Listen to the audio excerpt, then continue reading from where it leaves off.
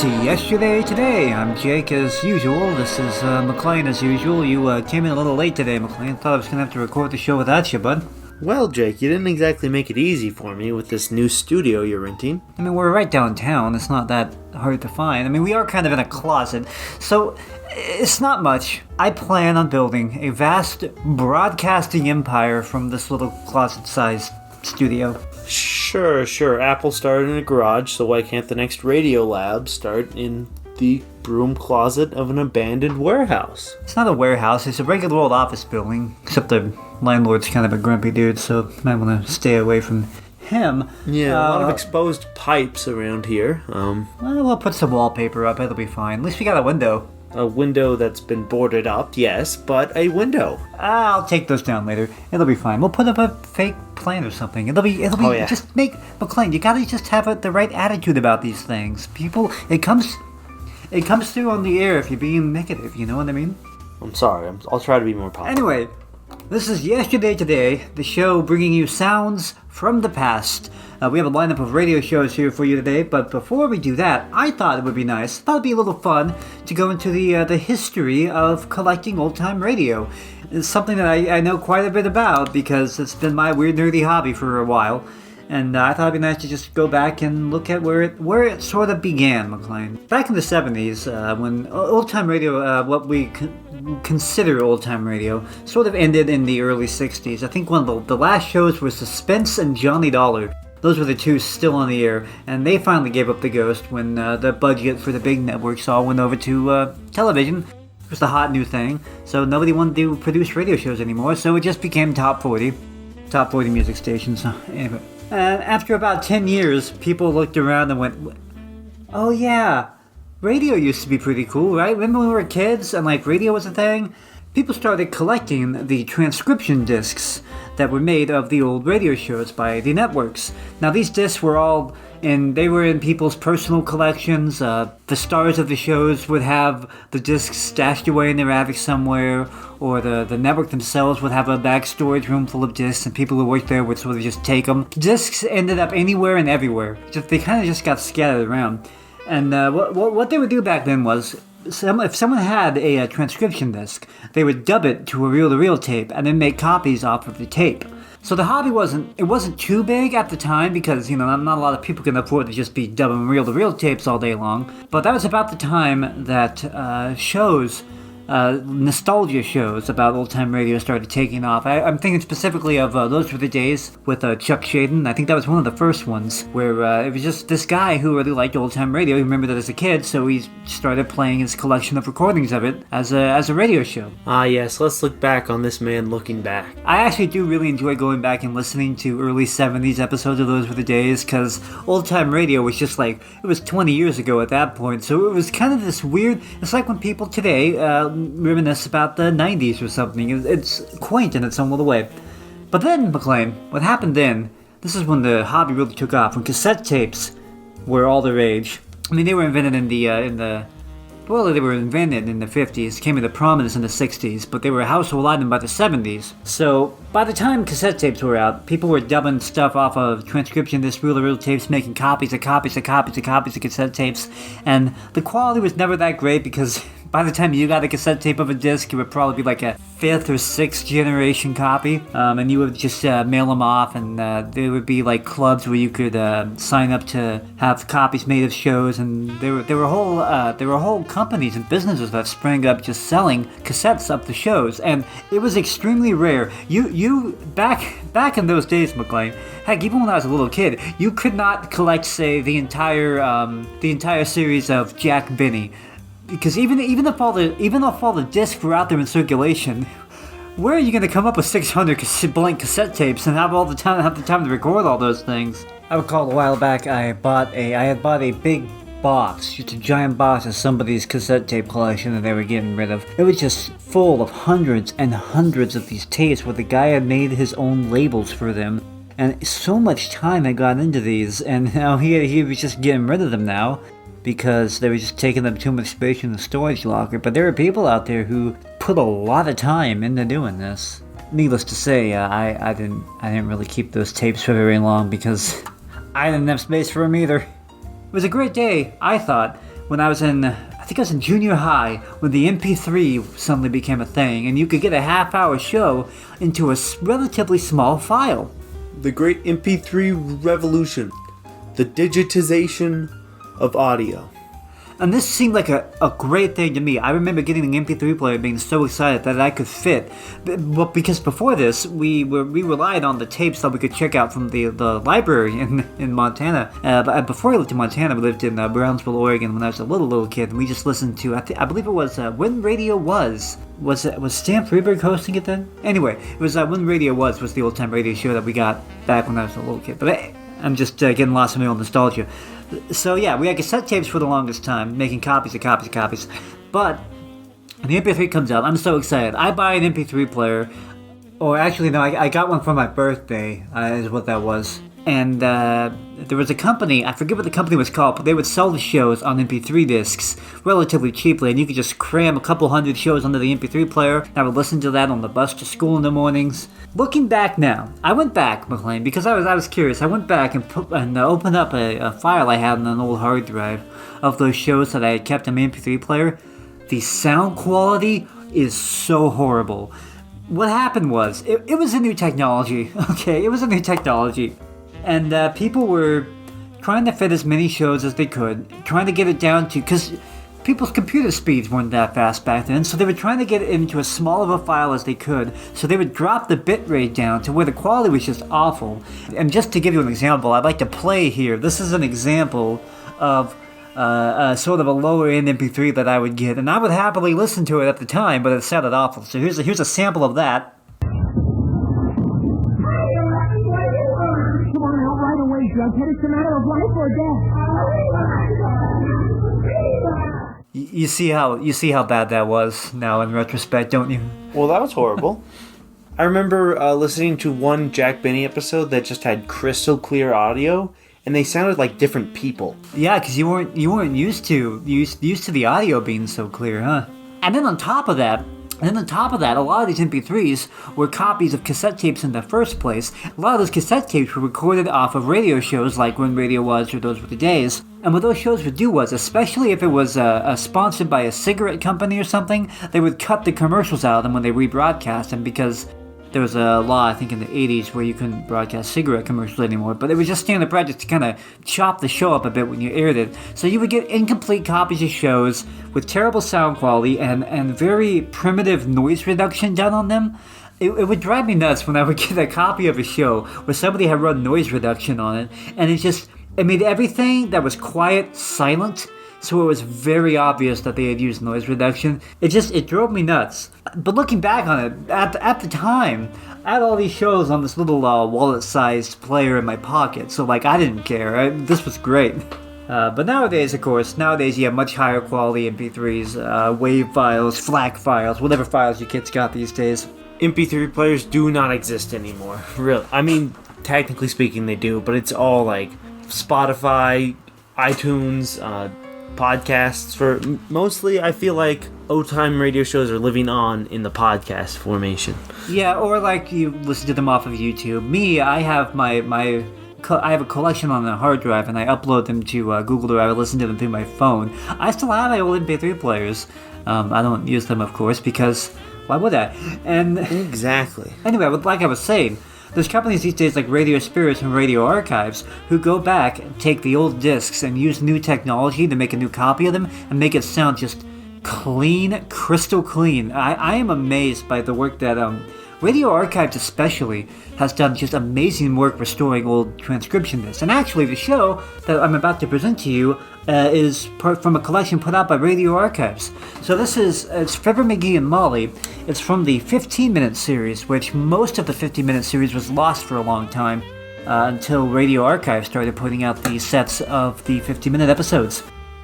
So Fibber McGee and Molly, half of their shows were the half-hour ones that you probably are aware of, but the last couple years of the show, they did a daily 15-minute show, and that's what these episodes are from. There were a few different shows that kind of changed to that format. I think The Great Gildersleeve was one of them, and they started repeating scripts and jokes. Yeah, that was really annoying when they started doing that, but part of that was just because of the budget cuts when all the money was going towards TV in the mid-50s. Anyway, So these 3 episodes, I really like them. They're from April 26th through 28th of 1955.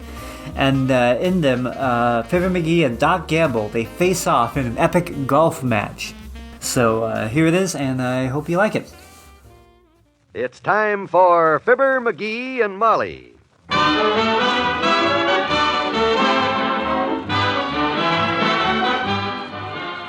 Sundays through Thursdays, NBC brings you Fibber McGee and Molly transcribed. The show is written by Phil Leslie and Len Levinson and directed by Max Hutto.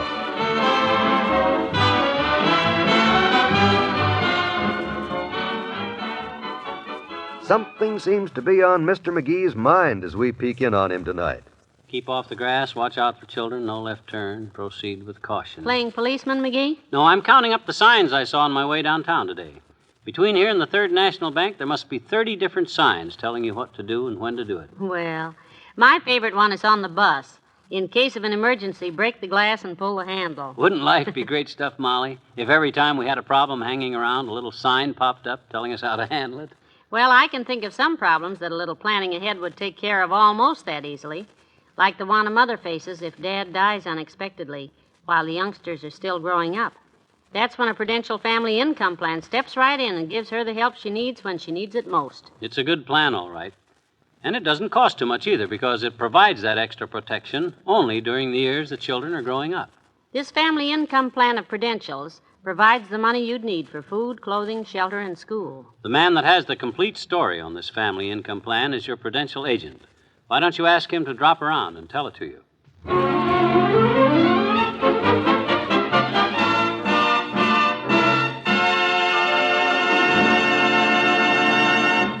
Here and there across the nation these days, golfers are getting out their golf bags, dusting off their clubs, and polishing up their alibis.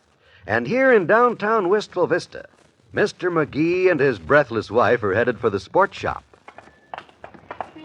I'm not breathless, I'm just winded. Slow down, McGee. I can hardly keep up with you. I want to get there before the sale starts, Molly. Come on, it's just around the corner here. Oh, doggone it, they're already open.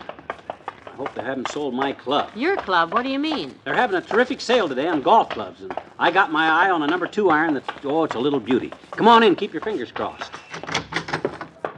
My, it's crowded. Follow me. Coming through, bud. Let me through, please.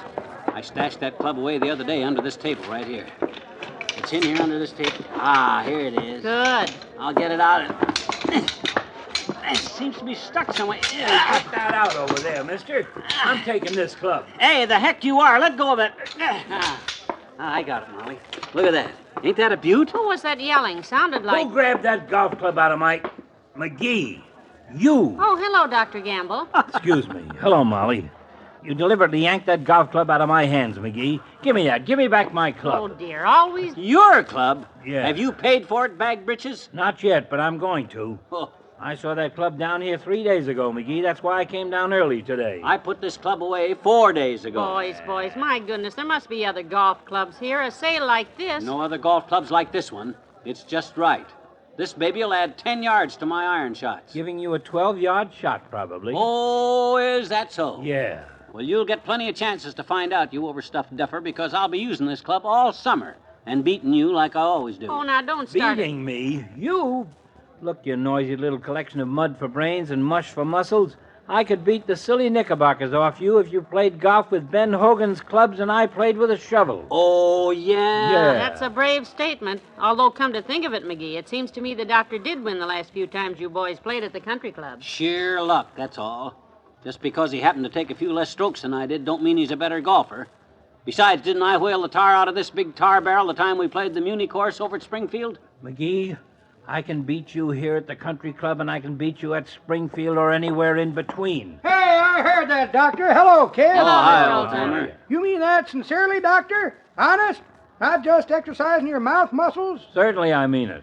Ought to be interesting playing a golf game all the way from Wistful Vista to Springfield, kid. Oh, no, Mr. Oldtimer, that must be 30 miles. Easy. Through town, over the drainage canal, past Dugan's Lake, across the Appalachian Hills, all that farmland, them woods east of Slow Rapids, 2 or 3 swamps. No, wait a minute. That's not what I mean, old-timer. I simply meant... Yeah, that look I- at him backing out. We heard you, you big phony. Said you could beat me playing golf all the way to Springfield. That's what it sounded like to me, Doctor. Now, Betcha. boys, don't get into anything foolish. The only thing foolish is for Fatso to challenge me like this. I can beat that big bag of breeze so bad. Oh, yeah? Well, you just got yourself a golf match, you little noisemaker. Oh, for the... Good. You boys can hire me to caddy, both of you. Caddy? Sure. I'll borrow a jeep and a tent and some sleeping bags, get some thermos jugs full of coffee. Why, fellers, I'm going to cater this big event. If this isn't the craziest... Okay by me, old-timer. What do you want to bet, McGee? $1 a stroke, Pigeon. Ha. Every stroke you take more than I take $1 from you for it. Done. It'll cost you a fortune. We shall see, Doctor, we shall see. Molly, you got to come along as my mascot, kiddo. Bring me luck. And what I win is yours. Probably enough to buy you a mink coat. I'll settle right now in advance for a good, strong pair of hiking shoes. Well, I'll go rustle up the jeep and stuff from a friend at the Army Navy I'll store. check my office and go get my golf clubs. I'll go home and change my clothes, and we'll all meet in front of my house in an hour. I think I'll go call a policeman and have you both locked up. No, If this isn't the silliest, most ridiculous...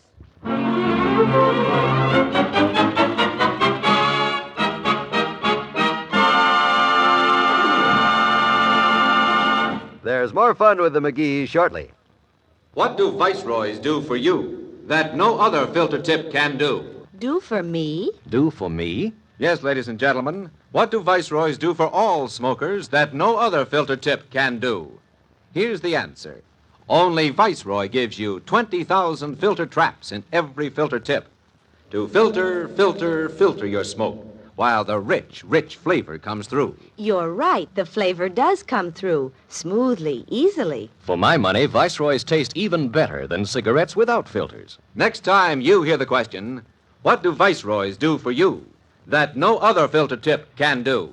You know the answer. Only Viceroy gives you 20,000 filter traps in every filter tip to filter your smoke while the rich flavor comes through. Smoke Viceroys. Get 20,000 filters. Get richer, smoother flavor.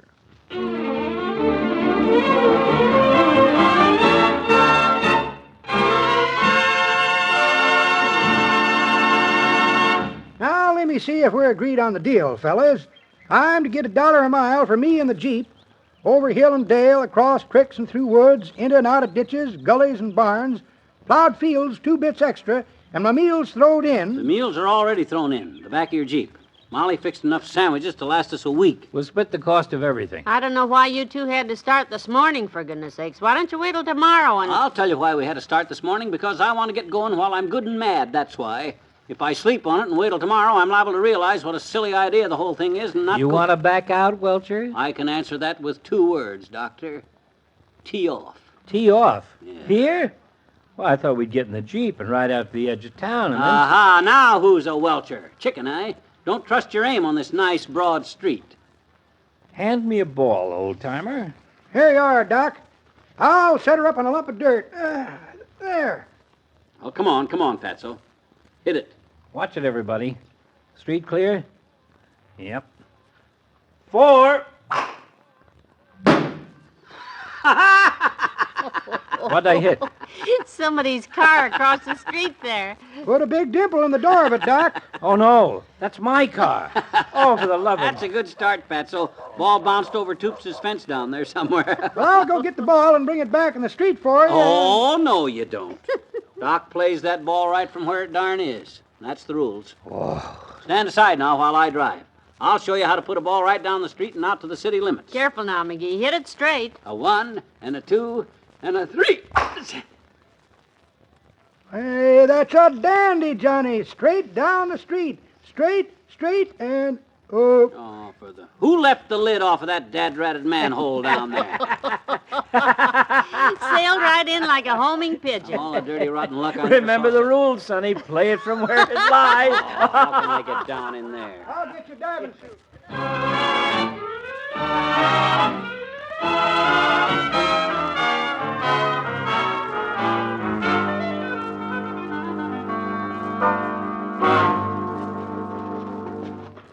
Oh, am I weary. Cheer up, Doc. We ain't got more than 25 miles more to go. Anybody know what time it is? Oh, it must be noon. Noon. It was noon when we were going through the 9th Street tunnel. It must be By George, it is 4:30 p.m. No wonder I'm so hungry. Where's your ball, Doc? Now, I see it. Halfway up that smoking hot cinder heap. Back of the glass works up there, Doc. Oh, fine. Where's McGee's? It went further than yours, Doc. I think it's over here past, Uh-oh. Oh, that was a nasty uh-oh if I ever heard one. Here's your ball, Johnny. Down there in the drainage canal. What? Oh, no. Of all the dad-ratted pieces of luck. Sure is, Johnny. And good luck, too. The canal's as dry as a bone. Yeah, but still, how'll I get it out of there? Oh, that cinder heap doesn't look bad at all now. What are you going to do, McGee? Well, let me survey the situation. See it? Down there, Johnny. Oh, yeah. Oh, dear, the sides are so high. Here's iron ladder you can climb down. I'll just squirrel down and survey the situation. Hey, Molly, I got an idea. You come down here, too. Okay, I'll follow you, but sometimes, McGee, I wish I'd have kept my fingers crossed when I said I do. Now what's he up to? Something tricky, no doubt. Yeah. Oh, this is dandy. Hey, Doc, don't this drainage canal go all the way from Wistful Vista to Springfield? Well, yes, McGee, it does. Well, then I'm in a wonderful spot. I can't hit my ball wrong as long as I keep it in the canal. I'm taking Molly along as an impartial witness, and I'm just going to whale the ball right down the alley till we get to Springfield. Well, so long. Oh, boy, look at her go down that concrete. Hey, that's pretty sharp. Looks like you're going to lose, Doctor. I think not. You going to follow them down the drainage canal? That's the last thing I'd do. That canal goes to Springfield, all right, only in the opposite direction from the way McGee is going. Hey, I better run and tell Oh, him. don't bother him. Huh? Don't bother. He'll find out as soon as he finds himself back in Wistful Vista.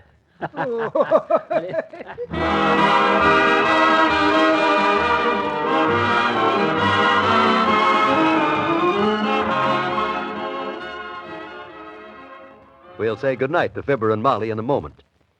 This summer, enjoy the type of cooking all America loves. Outdoor cooking. It's easier than you think, cheaper than you think.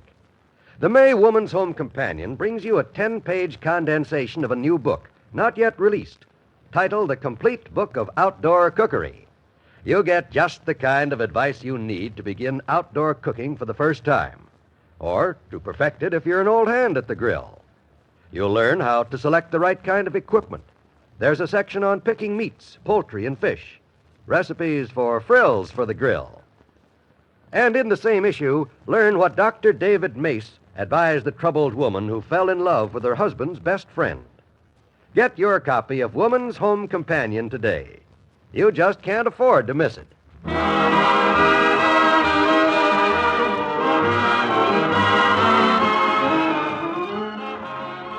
the dirty tricks. 16 strokes that wrong turn cost me. Zip up your sleeping bag and go to sleep, McGee. Somebody could have told me I was going the wrong way down that canal. You, old-timer, that's what I'm paying you to caddy me for. Go to sleep, Johnny. Bad sportsmanship, that's what it is. Chiseling. Go to sleep, McGee. I'd still be going the wrong way if I hadn't recognized the Oak Street Bridge. 6 blocks from home. Go to sleep, Johnny. Molly went on home from there, and I had to play back out here by myself. Go and to sleep, McGee, or I'm going to get up and zip your sleeping bag up all the way. It's going to be different tomorrow, you big tub. Good night. Good night.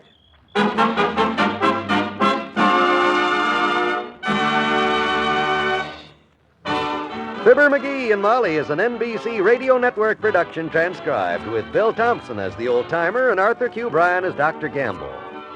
Well, who's going to win the world's strangest and silliest golf match? Be sure to tune in tomorrow for further play-by-play description of this world-shaking athletic event. And remember, the match will be broadcast exclusively over the station to which you are now listening. Good night.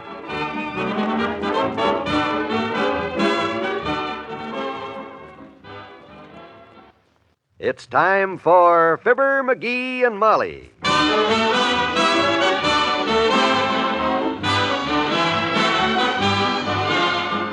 Sundays through Thursdays, NBC brings you Fibber, McGee, and Molly transcribed. The show is written by Phil Leslie and Len Levinson and directed by Max Hutto.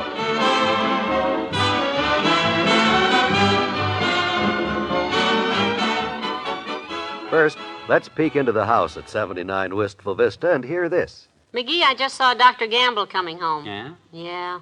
He sure looks tired. What he needs is a long rest and a change of scenery. That's the advice he's always given me. It cost me $5 besides. Well, I'm afraid there's no rest in the cards for Dr. Gamble this year, dearie. Too many people around here really need him. Well, I sure hope those people recognized the need for prudential sickness and accident protection before they needed Doc Gamble.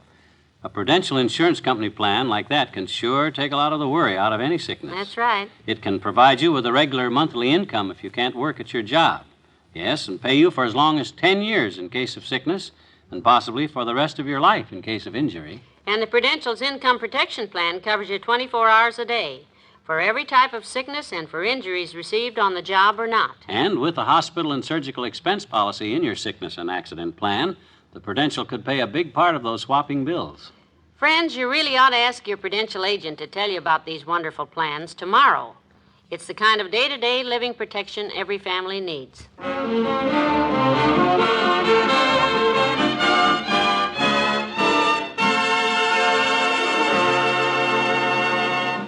According to what it said on the radio, Mr. McGee and Dr. Gamble got so steamed up yesterday over which one was the better golfer that they started right out playing a match from Wistful Vista clear to Springfield, 30 miles across country.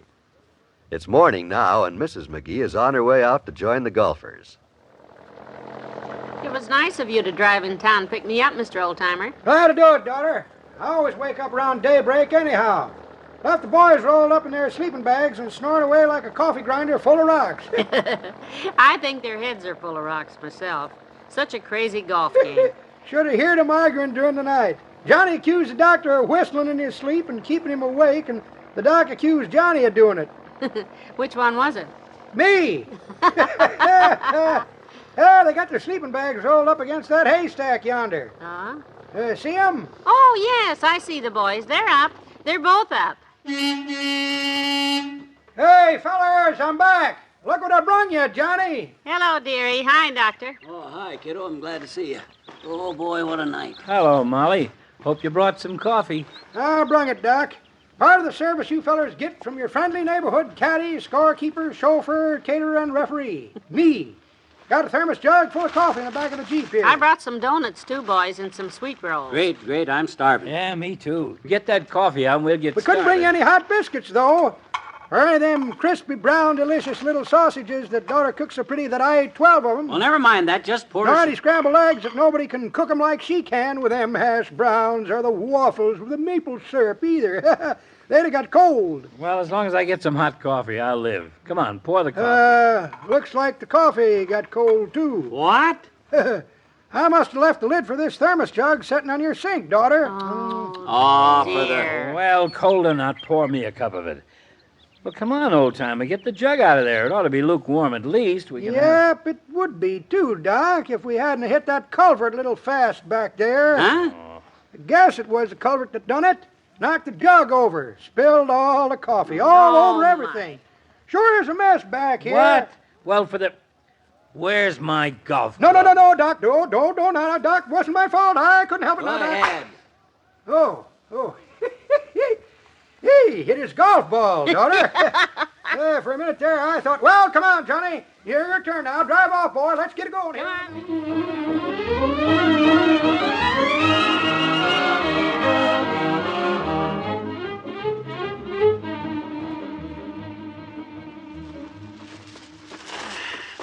Ratted bushes. Can't hardly My, tell. this brush is terrible. I wish you boys had stuck to the roads. Yeah. Well, we're getting out of it, though. There's a clearing right ahead. Here's my ball here. Now, if you'll kindly get out of the line of fire, George, old blob, I'll shoot. I'll be glad to if I only knew where to hide. I've seen you whack a golf ball and hit people behind you. Ah, boil your head. 4. Oh, that was a dandy, dearie. Looks like a beauty. Uh-oh. I apologize, McGee. I always said you couldn't hit the side of a barn, but you just proved that you can hit the side of a barn. Very fun. Oh, McGee, here comes the man. Hey, what are you two cow pasture pool players doing playing pool in my cow pasture? Oh, hi, mister. Well, I'm sorry I hit your barn. We're just passing through. What's your idea? Try to give me a herd of discontented cows? Cows is sensitive. Get upset, they don't give milk. If my cows don't give milk, I'll sue you, fellas. Well, I'm sorry. Excuse me, neighbor. If you'll just step aside a little, I'll show you where he meant to knock his ball. Oh, excuse me. Now watch this, McGee. Here's where your ball should have gone, Sonny. That's the way that... Oh. No. Oh! Right in the pig pen! Get off my property, all of you. I gotta stop them fool pigs before they run $40 worth of fat off themselves. Show you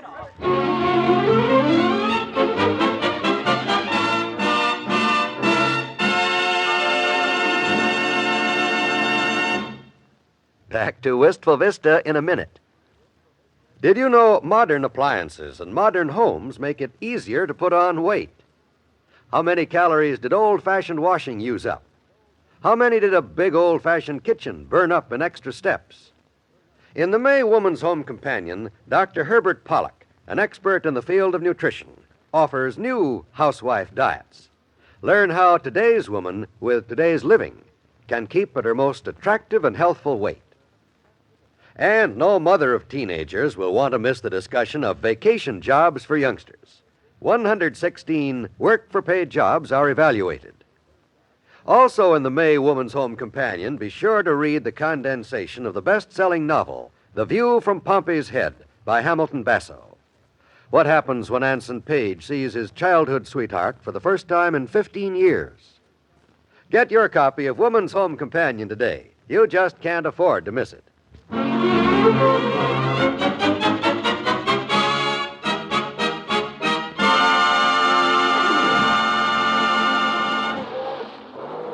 That's your ball there, Doc, right in front of us. I see it. Here, let me out. Ooh, let me out of this bone breaker, too. Sure would be nice to ride on a road for a change. Yeah, this rough country. Hey, before I hit this next one, old-timer, what's the score so far? Yeah, how do we stand by now, anyhow? Well, let me see. I got it all wrote down here, fellers. Yesterday, when we finished the day last night, Johnny here had 211 strokes to the doctor's 194. Yeah, but today, how do we do today so far? I'm catching up, I know that. Doc put 7 balls into Dugan's Lake this morning to my 2. Yep, and it took him 9 strokes to get out of the pig pen back there, too. Bringing the doc's total up to 429. Oh, we still have about 12 miles to go to Springfield. What's McGee's score? Yeah, working on that now. Let me see. Add 2, carry the 4, up 4, 7, times 7 is plus 3 balls in the culvert. 433. 433? Boy, oh boy, I'm just 4 strokes behind you now, Doc. And that's right, too. I've been keeping McGee's score, too, Doctor. 433 up to now. Well, we'll soon fix that, Molly. Old-timer, keep your eye on this one. I'm going to drive it a mile. I'll watch it, too, Doctor. So will I, George. I'll stand over on the driver's side of the Jeep, behind you here, so I can watch good. Quiet, please. Now watch it. Here goes. Missed it. McGee, get away from that Jeep. You deliberately... Oh, I'm terribly sorry, Doctor. Accidentally bumped the horn button.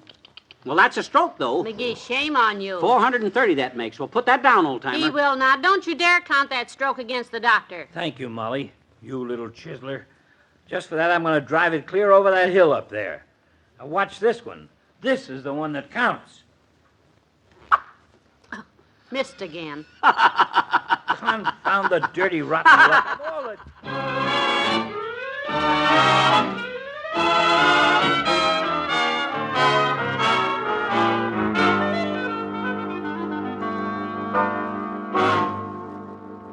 Come on, kiddo. Up the hill. I'm winded. Yeah. Hey, Doc, what's your score? 453 strokes.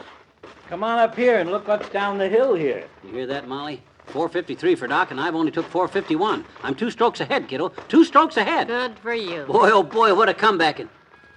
Holy smoke. Look what we got in front of us now.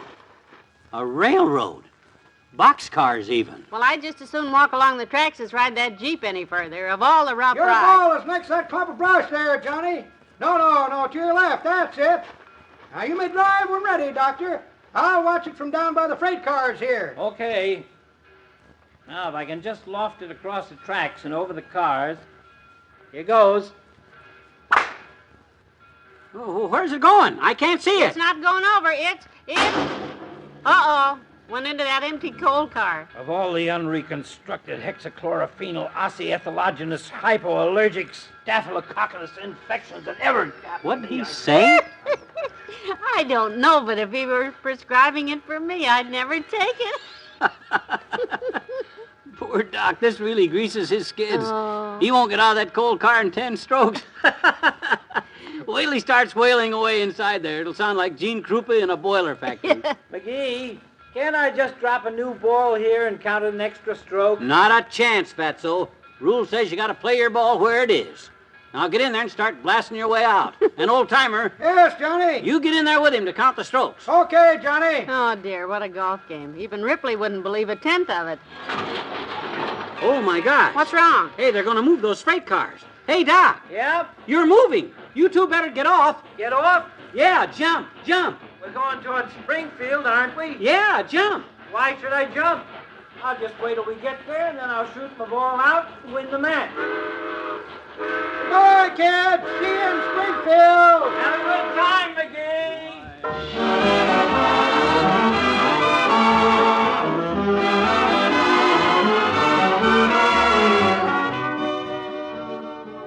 Fibber and Molly will be right back.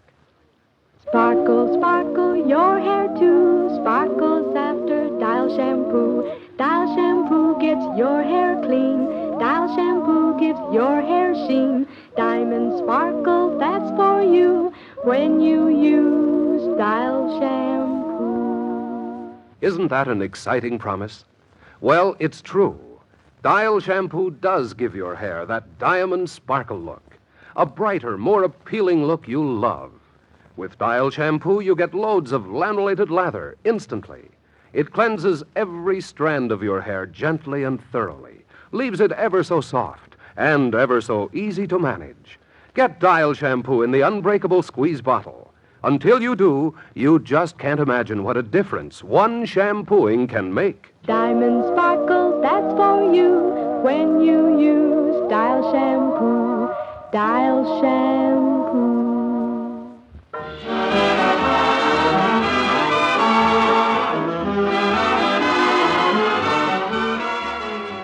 Look, Molly, if Doc can hit his ball into a freight train, which then starts for Springfield, why can't I chip my ball up into the Jeep and we can haul it right down to the finish line? No, McGee. If you let me at the wheel, I can truthfully say I drove that ball all the way. Oh, that wouldn't be ethical, no. Oh, but Doc is just... That was an accident. Gee whiz. And besides, he wanted to drop another ball and take one-stroke penalty. But you made him get in that coal car. I didn't know the train was going to start, and I didn't know it was going in the direction of Springfield, too, either, and oh, gee whiz, good night. Good night, all.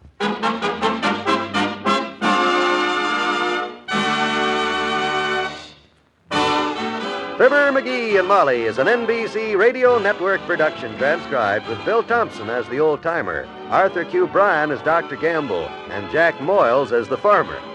This is John Wall telling you that tomorrow there's going to be a titanic struggle between McGee and Doc at the finish of the world's longest golf game. The cross-country champion will be crowned tomorrow night on Fibber McGee and Molly.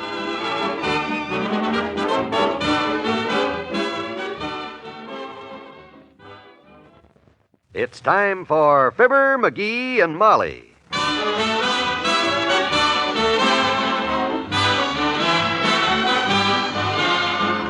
Sundays through Thursdays, NBC brings you Fibber, McGee, and Molly transcribed. The show is written by Phil Leslie and Len Levinson and directed by Max Hutto.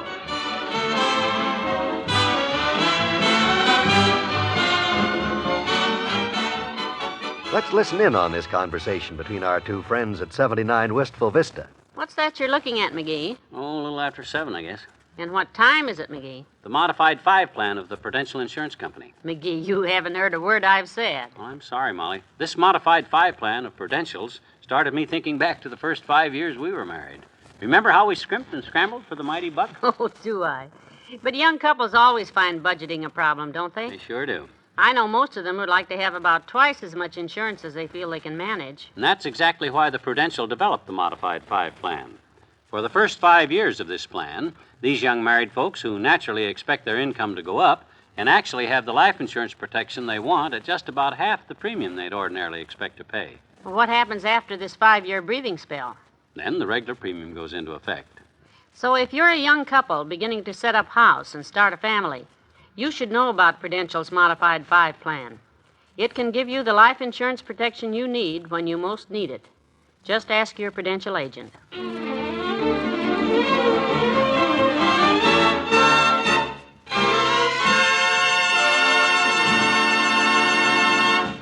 Mr. McGee and Dr. Gamble have been playing golf now for 3 days continuously. Here they are now with about 3 miles left to go, and a crowd's begun to gather. Hey, how about this, Molly? Look at the crowd we got following us, kiddo. Yes, sir. Getting to be quite a thing, this golf game. Mm-hmm. Whose play is it next? I think it's Doc's. Him and the old-timer are over there by the Jeep. Boy, it's a good thing we got the old-timer along to caddy and hunt balls and bring us sandwiches. Hey, Mr. McGee? Oh, Mr. McGee? Who's that? Sounds like Lester. Oh, let me through, please. Let me through. I'm a friend of his. He has friends. Hi, Miss McGee. Mr. McGee. Well, it is Lester. Hello. Hi, Les. I'm glad to see you. Gosh, this thing sure is turning out to be a circus, isn't it? Yeah, the whole town is talking about it. I brought Mr. Wimple with me and some other folks. They're over there by the car. Yeah? Well, now that's real heartwarming, Les. You hear that, Molly? My friends and neighbors coming all this distance just to spur me on to success. That's mighty heartwarming. Well, some of them now, they've got bets on Dr. Gamble to win, Mr. McGee. What? Well. Oh, but not me though. No, I'm picking you to win. Well, thank you, Les. Is the doctor beating you very bad up to now? Nah, practically a tie, Les. He's just a bare scant 21 strokes ahead at this point. 21 strokes. That's all. Practically a tie. Golly, that sure sounds like a lot to me. Nah, the score so far is 591 for Doc and only 612 for me. We still got 3 or 4 miles to go yet. I'll cut old Doc down like a chainsaw cutting down a sapling. Boy, by the time we finish up at the... Hey, what's going on? The old-timer's coming this way with somebody. All right, everybody, stand back. Back up there. Let the radio feller through there. Radio feller, he says. Must be going to broadcast the... Hey, come on, quiet, everybody. Shush! Now, the radio feller's going to make a radio speech here. Take it away there, radio feller. Well, good morning, sports fans. This is your old reliable Pete Plummer from the Special Events Department of WVIS, the golden voice of Wistful Vista, here to bring you a quick rundown on the marathon golf match now underway between Dr. George Gamble and Mr. Fibber McGee, bud. Well, with about 3 miles left to play before the match winds up at the number 1 green of the Springfield Country Club, the score now stands Dr. Gamble in the lead with 591 strokes so far, and his opponent... Fibber McGee. Yes, sir. His opponent has 612 strokes. Oh, it's been a sensational comeback today, folks, because this man, McGee... He said it right. ...was trailing last night by 31 strokes, and he has pulled up to within 12 strokes of the doctor. And now we bring you a word from the leader in this remarkable game, Dr. George Gamble. Doctor, are you concerned about the outcome? No, not at all. I still have a nice lead, and we haven't too much farther to go. Thank you, Doctor. Now, his opponent, Mr. McGee. All I want to say is thanks to my many loyal friends like Les Nelson who have come out here to cheer me on. And for those friends, I want to say I shall strive to victory. I also want to dedicate this victory I'm going to win to my loyal wife, Mrs. Molly McGee, who has been a constant source of perspiration. She's stuck with me like feathers to glue, and let's get on with the golf game. Hey, your ball's right here, Doctor, and it's your shot. Stand back, folks. Give him room. Thanks, old-timer. Oh, and in case you want to know, Springfield is that-a-way. Already asked about that. Thanks. Oh, and in case you'd like to know something else, Doctor, you're going to miss the ball completely on this next swing. McGee, that isn't any... Oh, I am I? Yep, and I'll tell you why, Doctor.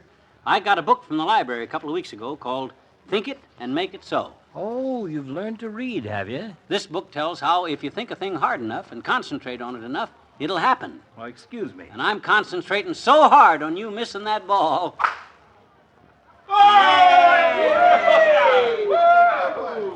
Excuse me, what were you saying, Sonny? I'm going to take that book back and hit the librarian over the night.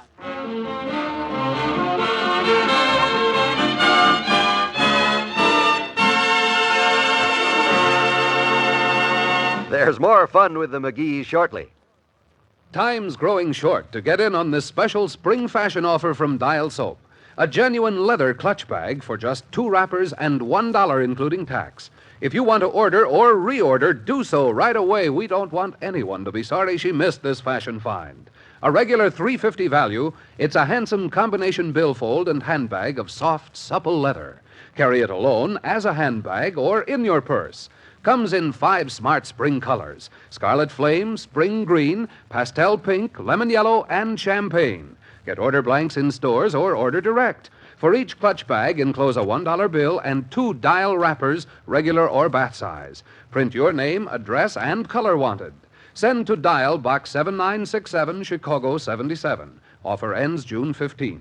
To save money on a genuine leather clutch bag, send your order to Dial Box 7967, Chicago 77. Do it right away.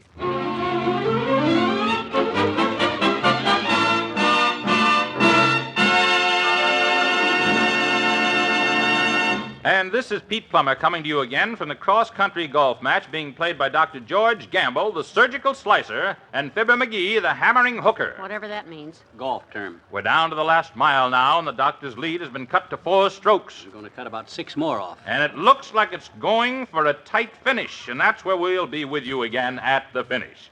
This is Pete Plummer saying stay tuned to WVIS. Oh, my, this is exciting, McGee. Your news. Yep. This broadcast is probably being heard coast to coast, clear across the country. Where's Doc Gamble, you see? Just over there on the other side of the crowd. I guess it's his shop because... Hello, Mr. McGee, Mrs. McGee. Oh, Mr. Wimple. Hi, Wimp. Les told me you were out here. My goodness, isn't this exciting? Yeah. I've been over talking to Dr. Gamble, and frankly, Mr. McGee, you've got him worried. Really, Mr. Wimple? I have, huh? Got old Fatso worried. Can't stand the thought of getting beat, eh? Well, that isn't the way he explained it to me. He said, and I'm quoting the doctor, you understand. Yes. He said, Wally, McGee is taking this so big and bragging so loud, I'm afraid when I get through beating him, he'll go off in a corner and cut his throat. What? I'm worried, Wallace, he said. Oh, is that so? Well, I'll show him whose throat gets cut. I'm going to cut his throat with this shot right now. Watch it. 4. Yeah! Oh, McGee, great!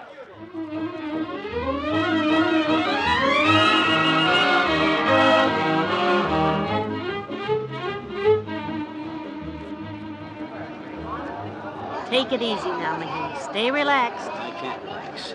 I'm wound up like the ribbons on a maypole. Boy, this is the Here tensest. you are, peanuts, popcorn, buttermilk, rock candy, hot coffee. Well, for the... Hey, old-timer, you're supposed to be caddying for us, not catering to the crowd. Yeah, for Pete's sake, what do you think we're paying you for? Oh, I meant to tell you fellas, you ain't. I'm paying you. Huh? Been doing so well selling food and drink and souvenirs, I'm going to cut you boys in on the profits, if any. Here you are, get your scorecards. Can't tell players without a scorecard. Can't tell these players anything with a scorecard, but get your scorecards anyhow. Well, we can finish without him, McGee. Come on. And here we are, folks, right down at the finish line. Here on the number 1 green at the Springfield Golf Course, the marathoners have come to the end of their long, long trail. And high time it is. Dr. Gamble's ball and the ball belonging to Mr. McGee are almost side by side with a score. Now hold your breath. The score is exactly even with 768 strokes apiece. The 2 balls are about 15 feet from the hole as the first player grips his club and steps up to the ball. Good luck, dearie. Thanks. Well, this is it. This is it. Kind of hard to hold my club with all my fingers crossed, but this is it.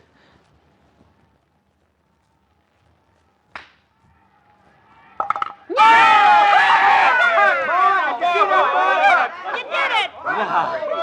I wouldn't go through that again for $1,000. Oh, I'm so proud of you, McGee. And now it's Dr. Gamble's turn. Man, oh man, is he in a tight spot, and tired, too. He steps up, putter in hand, bends down to look at his ball, straightens up again and says... Oh, McGee. Yes, Doctor? I fear you made a slight mistake. Mistake? And I want to thank you. What do you mean? You knocked my ball into the cup for me. This one's yours here. What do you mean? Oh, no. What? You mean I gotta go through that again? Oh. Come on. You know the rules. Best you can do now is get a tie. Oh. Go ahead, see if you can do that. Okay. He steps up to the ball. He waggles his putter nervously. Seems to be rushing himself. He's hit it, and it goes straight toward the pin. Straight, almost there. Oh. And it stops. And Dr. Gamble wins. Congratulations, Doctor. Yeah, congrats, Doc. And how much did you win on this great marathon long-distance golf match, which took 3 days, 30 miles, and 769 strokes, Doctor? Huh? How much? Well, it was $1 a stroke, and I'll concede McGee's next putt there. So I won $1. One single big round American dollar. Well, I must say you earned it. And how about paying off, McGee? Come on, pay off, loser. Okay, Docky, I got the buck right here, but don't be a piker. Come on. How about playing all the way back home, double or nothing? Oh, no, McGee. not Come on. me. You know. We'll start right here.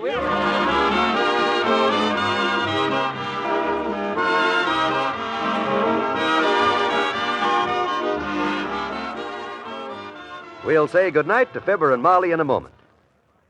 Friday night's the night for Dinah Shore, Frank Sinatra, and Dave Garroway on NBC Radio. Dinah offers a bright, relaxing quarter hour of music and song that takes the edge off jangled nerves and makes for good listening either during dinner or after.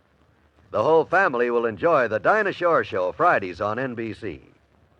And there's more music on NBC when the Frank Sinatra Show comes along. Frankie takes the top tunes of the day and gives them the unique Sinatra style.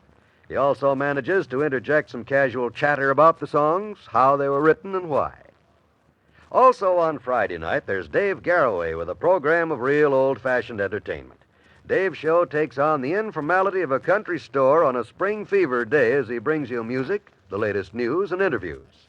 Yes, Friday night's the night on NBC Radio for the big three in entertainment. Dinah Shore, Frank Sinatra, and Dave Garroway.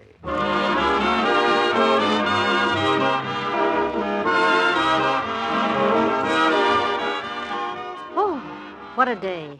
What a 3 days. Yep. Tired? Yep. Glad to get home? Yep. Is that all you can say, yep? Nope. Good night. Good night, all.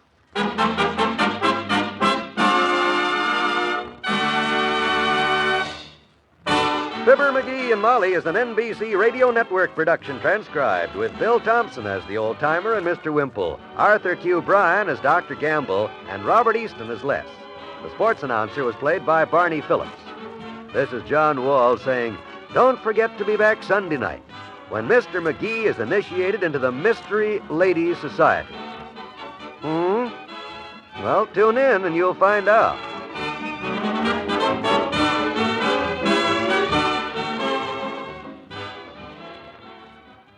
All right, those were 3 episodes of the Fibber McGee and Molly 15-minute series from April 26th, 27th, and 28th, 1955. I now hand the microphone over to McLean. I believe you have a thing to give us, bud. I do have a bit of a thing, Jake. It's apropos that you bring up sort of this era of old-time radio, kind of in the 50s, towards the later end of the golden age of radio, because the show I'm presenting today kind of goes along with that theme. This was the Magnificent Montague, which broadcast from November 1950 to November 1951. A very short-lived show. You know, it's kind of like TV now. For every blockbuster, long-running cultural touchstone television series, there's also just as many that are like one season or one pilot episode and are done. Yeah, there were a lot of shows in the 50s that just ran for one season. The Six Shooter was one of them. Great show. Jimmy Stewart, I love that show. Only got one season. Yeah, I think a lot of that is due not to the show's quality, but to just the transition to television. And while 1950, 1951 isn't necessarily the beginning of television's takeover, there is that sort of, you can see it looming. It's, you know, it's just off stage, getting ready to come on and take the scene. But this show, The Magnificent Montague, starred Monty Woolley, who was a very respected, very well-known stage actor mostly, but also had many appearances in film, radio, and television, you know, star of stage, screen, and radio. Most known for appearing in the play and the movie The Man Who Came to Dinner. And he's kind of, I guess, stereotyped, or not stereotyped, but typecasted perhaps as kind of this stuffy, he's a Shakespearean actor, kind of. He's got this gravitas to him. So I think in this program, The Magnificent Montague, his character is kind of built up like that. It focuses on Montague, who is an out-of-work former Shakespearean actor who now has to take a massive step down in his career and take on the role of a daily network radio. In the cast, it also has his wife and then his wisecracking maid, and they trade jabs and barbs at each other. But it does seem to be kind of a parody of this image that people had of Monty Woolley, of this kind of stuffy actor, and seeing him become humbled and have to take this job that he views as so much lesser than him. So that's where a lot of the show's kind of humor comes from.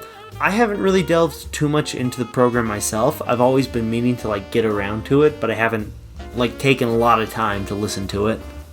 Frankly, McLean, I'm impressed that you managed to come up with a program that I've not really heard of. Yeah, I remember just hearing the pilot episode on an old-time internet radio station, but other than that, I have not seen or heard much about it, and I'm honestly impressed that there's so much of the show actually available as there is, just because it's so little known. And there's a lot of these one season or just a few episode shows that are out there and that people just don't know about.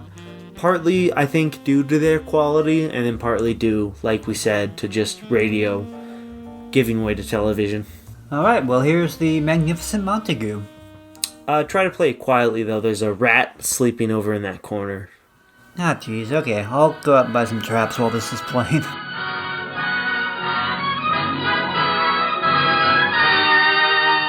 The National Broadcasting Company presents The Magnificent Montague, starring Monty Woolley.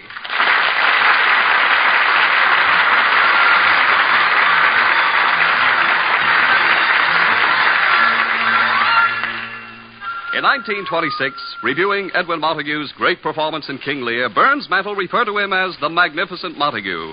Edwin never forgave Burns Mantle for that understatement. Today, still happily married to his one-time leading lady, Lily Boehm, Edwin Montague courageously remains true to his conviction that he is the world's greatest actor. In the last 8 years, he's refused to act in any play in which he did not have the starring role. In the last 8 years, he's refused to be in any drama in which he did not have the privilege of rewriting and directing personally. In the last 8 years, he hasn't worked. But Edwin Montague knows that there will be a return of that golden era of the New York stage and Shakespeare. And when that time comes... By the way, the time right now is 2 p.m, and we're in the Montague apartment.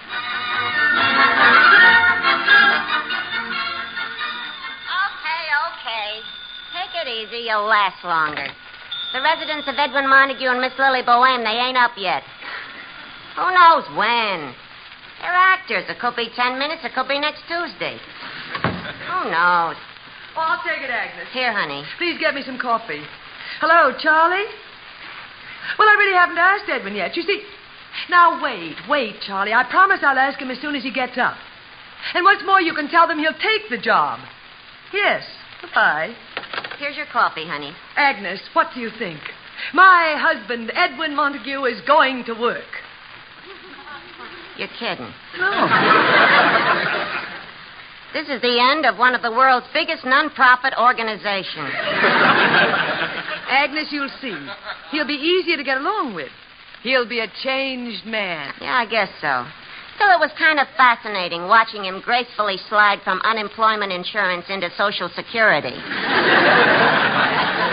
So he found a play, huh? Well, it's not a play. He's going into radio. Agnes, my coffee. Oh, leave some dishes for him to smash when I tell him about it. Radio. And he doesn't know yet. Uh-oh. Agnes, a job will snap him out of this dream he has that he's still the foundation of the American theater. Otherwise, he'll spend the rest of his life sitting around the proscenium club with those broken-down hams. You mean the rest of the broken-down hams? Agnes, that'll be quite enough. The big matinee idol. The Sinatra of the 20s. The way he lords it around this house. Agnes, stop. The great Montague. The great windbag. Stop. The big actor. And all the time it was you who had more acting talent than he ever hoped to have. Go on.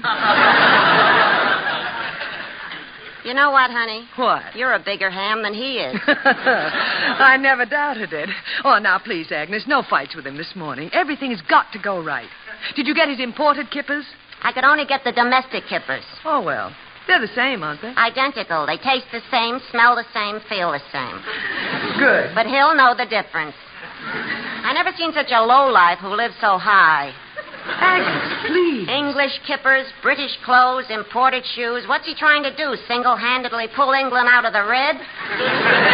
Agnes, just this morning, don't say anything that will irritate him. He's up. Get his breakfast ready. He's doing his morning vocal exercises already. That means he's finished combing his beard.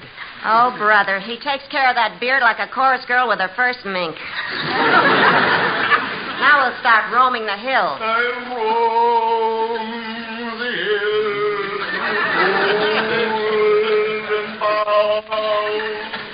Quick, Agnes, here he comes. Good morning, Edwin. Sit down. I roam the hills. Good morning, Lily. He made it. Good morning, Agnes. I see you got here this morning. I suppose you arrived by your usual means of transportation, a broom. Edwin, please. It's such a beautiful day, and I must say you look so dashing this morning, doesn't he, Agnes? Oh, I think he's a dream. Agnes. Agnes, my dear Agnes, it is a little early to start debating our respective beauty. All I can say is that after 25 years of having to look at your face before eating breakfast, there can be but one epitaph on my tombstone. Edwin Montague, he had a strong stomach. Please, no quarrels. Look, Edwin, Agnes fixed your breakfast just the way you like it. Well, there must be a first time. Here, Edwin, your raw egg and Worcestershire sauce, kippered herring, a broiled veal kidney, 2 mutton chops rare, and au gratin potatoes. The breakfast of champions. Now, you go ahead and eat, Edwin. Oh, by the way, Charlie Foster telephoned this morning. He feels that he has at last found the most... What's the matter? Domestic kippers. Edwin! Domestic kippers. What is this place becoming? A white tower? This is another of Agnes's attempts to poison me. Look at that kipper. It looks awful. What do you think the kipper's thinking about, looking up at you? Now, listen, Miss Housemaid's knee of 19 or 2. If you... Edwin, we couldn't get imported kippers this morning. Now, will you please let me go on? Sorry, dear. Go on. How about Charlie, yeah? Now, I don't want you to be shocked. Shocked? Nothing could shock me after that excitement we had at the Proscenium Club last night. We had to drum Cecil Banks out of the organization. Oh, poor old Cecil. What did he do? We found out Cecil's going into radio. Radio? Yes, please don't make me repeat that word again. Cecil Banks, another deserter of the theater. I was up until 3 a.m, striking out all reference to him in my memoirs. Another name gone. Radio! Better to dig ditches than that. Oh, now, what's this about Charlie Foster? Well, Edwin, Charlie Foster has a job for you. The starring role. I knew it. They finally found a Juliet for me. It's not Romeo and Juliet. It's not? Oh. No. You see, this job that Charlie has for you is... Imagine, in all New York, they can't find a Juliet. If you only hadn't let yourself go, but continue, darling. Tell me about the job. Well? Edwin, what did you mean by if I just hadn't let myself go? Oh, now, Lily, I didn't mean your looks or your going to see it or anything like that. Well, just what did you mean? Well, I meant, you found new interests. Every afternoon, you're busy as secretary of the Women's Bird Watchers of America. That's all I meant. Oh. Why, Lily, honey, you're still as charming and as captivating as the day I first picked you out of the chorus of the naughty little princess and made you my leading lady. Now, what about this job? Edwin, I honestly don't want to bring this up again. But once and for all, it's got to be settled between us. I was not in the chorus of the naughty little princess. I was the star. Oh, no, not that again. And you didn't pick me to be your leading lady. David Belasco had to talk me into it. You were known as the worst scene stealer on the American stage. I, a scene stealer? Let's face it, darling. I spent 5 years on the stage with you before I knew there was an audience. You so gallantly hid it from me.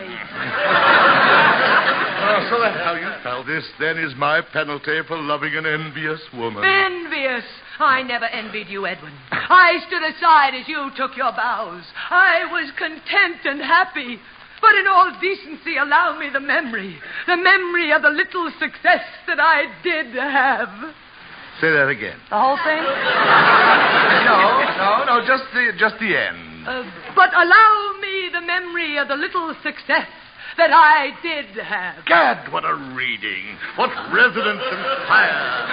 Oh, Lily, you've still got it, old girl. You've still got it. Bravo, bravo. Stop it, both of them. Go ahead, darling. Anything you want me to do. Just Anything? Yes. Strike while the iron's hot. Edwin, this job Charlie has for you is, of course, the starring role. Yes. Well, what is it? An afternoon radio program. Excuse me, I have a pretzel in the oven. Stay here. It had to be my own wife who said that. It couldn't have been a stranger. A stranger I could strangle, crush, and trample into the ground for suggesting that I, Edwin Montague, go into radio. But Edwin... Silence! Edwin Montague in radio? Never! Not as long as there is breath in my body. Well, you'd better have breath in your body, because unless you get a job, there'll be no food in it. You mean our money is gone? Darling, what do you think I've been using for the last 8 years to pay for your imported kippers? Your imported cigar bands? Now, this radio job... Radio! No, I'll dig ditches first. Edwin, what is this newfound confidence you have in digging ditches? The only time you ever held a shovel was in the play Hill of Gold, and then on opening night you used the wrong end. Oh, Lily, anything but radio. My friends at the Presidian Club will stone me. The Shalimar Soap Company will pay $200 a week. No one will know it's you. There will be absolutely no publicity. Oh, no, Lily, I can't. Not radio. That's what killed the stage. Nonsense. If I must sell soap, let me at least maintain my pride and do it from door to door. Edwin, are you going to take the job? To be or not to be, that is the problem. That is the question. That is the question. Whether... Edwin, yes or no? Well? No one will know it's me? Nobody. Of course, you know, if the news leaks out that I'm in radio, I shall automatically commit suicide. Naturally. Well, Edwin? Oh, that this too solid flesh would melt and resolve itself. Thaw and resolve itself. Thaw and... Edwin, are you going to take the job? To be or not to be. Edwin, it pays $200 a week. The starring role? You play a character called Uncle Goodheart. Uncle... Death, where is thy sting? Well, Edwin, yes or no? I must bow to the fates. Yes. Edwin, I'm proud of you. I'll call Charlie. Please. And now, if you'll excuse me, I'll retire to my study where I'm going to make the final revision on my memoirs. I am going to strike my own name out of it.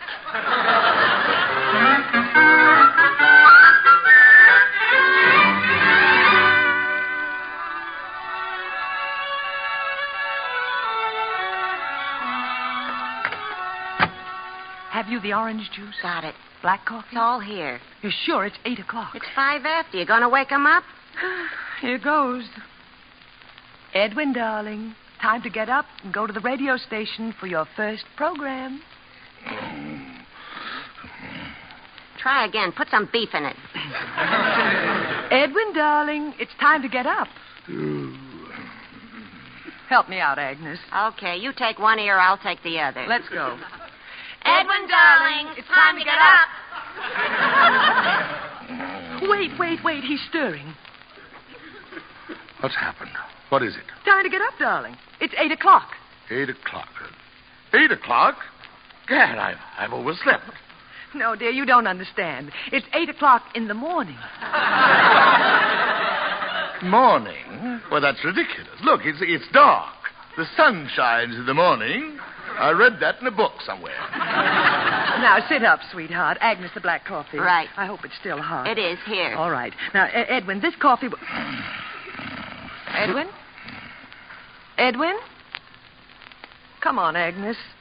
Edwin, darling, it's time to get up. Oh, Lily, this is ridiculous. Why, even as a baby, I never got up until noon. Now, just drink this coffee, sweet. Lily, I can't be seen at this hour. They'll think I'm a burglar. And you have to be at the studio at 9. Now, no more nonsense. Agnes, the brown suit, a white shirt, and brown tie. Coming up. Now the shoes and socks. Here, honey. Thank you. All right, Edwin, you dress what... Edwin? Once more, Agnes. Edwin, darling, it's time to get up. All right, I'm up.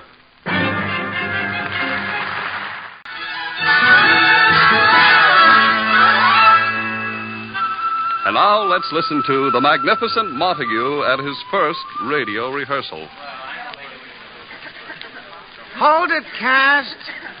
Before I start directing you in the first rehearsal of Uncle Goodhart, Mr. Springer, our head of production, would like to say a few words. Mr. Springer. Thank you, Mr. Zinzer. Ladies and gentlemen, I will be brief.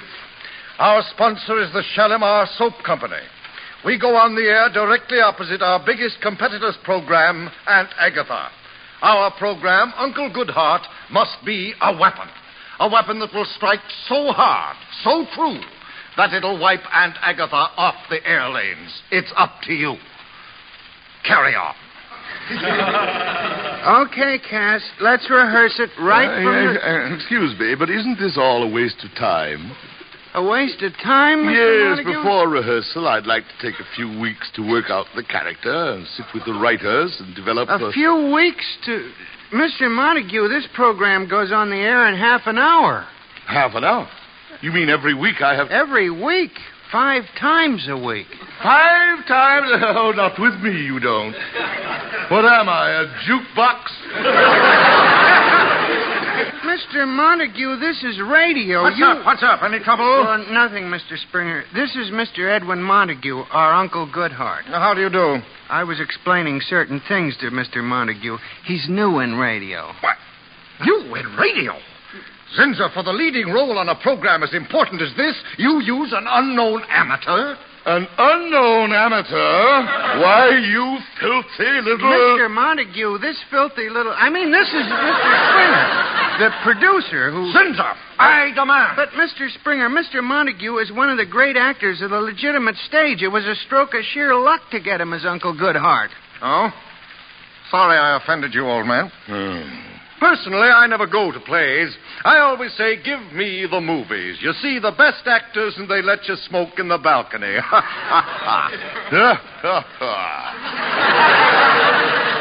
The movies.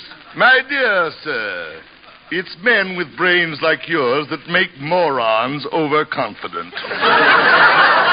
Rehearsal. Okay, cast, let's go. No music, just a dry run. Bartley and Melissa, drive up. Sound.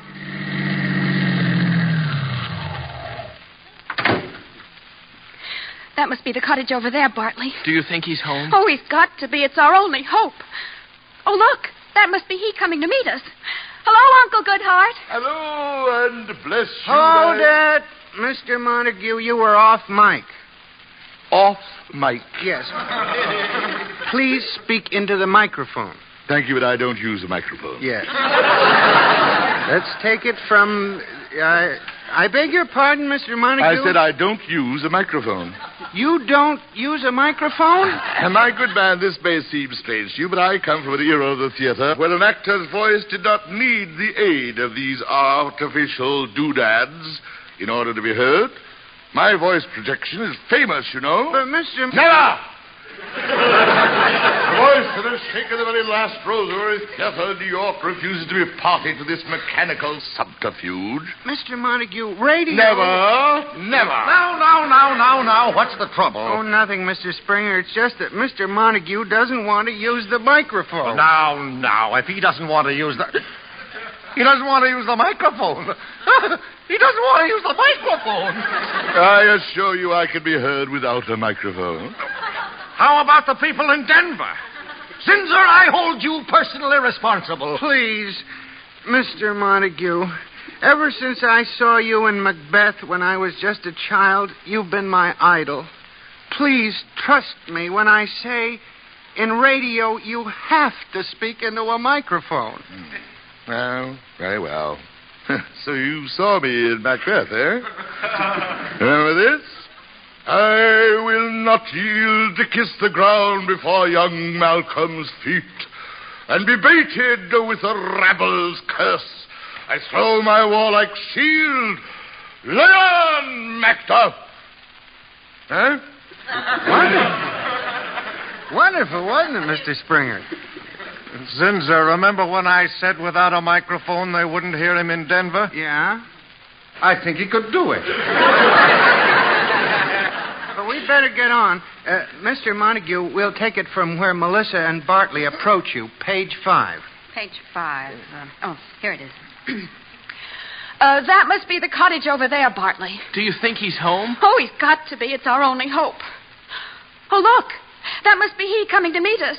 Hello, Uncle Goodhart. Hello, and bless you, my children. Why, as I live and breathe, if it isn't Zeke Chickering's little girl, Melissa. Oh, Uncle Goodhart. And mercy be, child, for the way you're blushing, I'll bet this tall, good-looking fellow with you is your beau. Now, fess up. Fess up. Please, Mr. Montague. Fess up. I should very much like to meet the writer of this epic. I've never seen a 3-year-old operate a typewriter before. Please, Mr. Montague, we're trying to get a timing. Your line, Bartley. I am Bartley Boswell, Uncle Goodhart. Doc Boswell's son. Oh, Uncle Goodhart, something terrible has happened. Bartley and I can't get married. Now, come, child. We must look at the sunny side. Hold it! Mr. Montague, you'll have to speed that up a little. Speed it up? Yeah. When you see me twirl my index finger like this, it means speed it up. Your index finger? Mr. Zinzer, I am an actor, not an orchestra. And I refuse to be conducted like a 3-piece band. I shall read it as I feel it, and you keep your finger out of it. But Mr. Montague, the character... Young man, are you telling me, Edwin Montague, how to read a character? All I was... You, a radio director. The lowest point a man can sink to and still stay out of jail for vagrancy. You dare to do what even the great Velasco never presumed to do? Tell Edwin Montague how to play a character? 1 minute to our time. 1 minute. Mr. Montague, the script is timed for a certain speed. You must fit into it. I fit into this anthology of cliches. It must fit into me. Zinzer, get rid of this troublemaker. I'm going. 30 seconds. Where's my hat? Mr. Montague, we're going on the air. It's a gray Homburg with a green feather. Sabotage! That's what it is. Mr. Montague, you can't walk out. I won't. I'll run.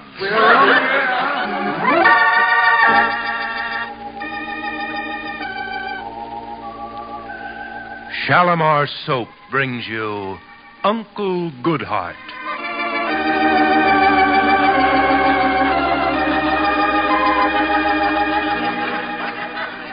He was sent here by Sapperoni Soap. He's a dirty spy.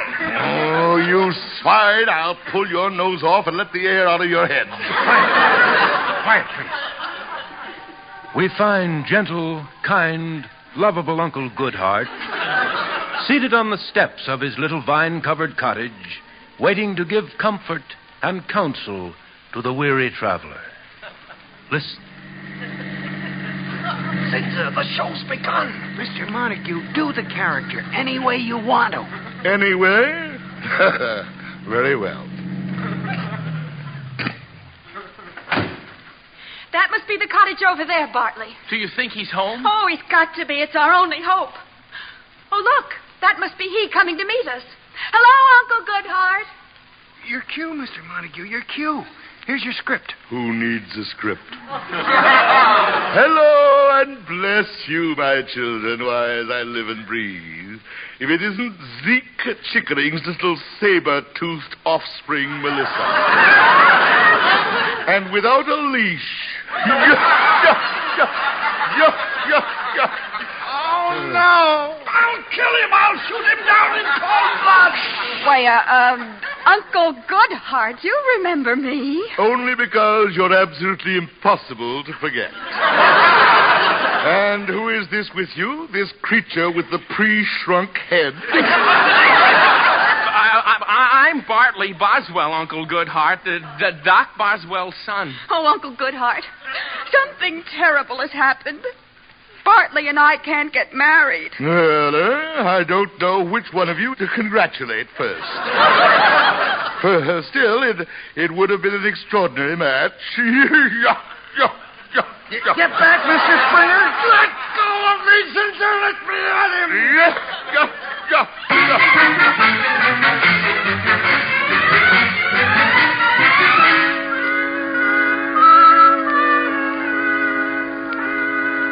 Agnes, that sounds awful. What else did he say on the program? Then he tells this Bartley and this Melissa there's only one solution for their problem. Get married, buy a little home, move in, and turn on the gas. Turn on the gas? So help me. At the end of the show, they made an announcement. The ideas expressed on this program are not necessarily those of any human being. So afraid something's happened to him. It's been an hour since his program was over. Maybe he's in jail. There must be a law against what he did to the air. Agnes, this is no time. Shh, here he comes.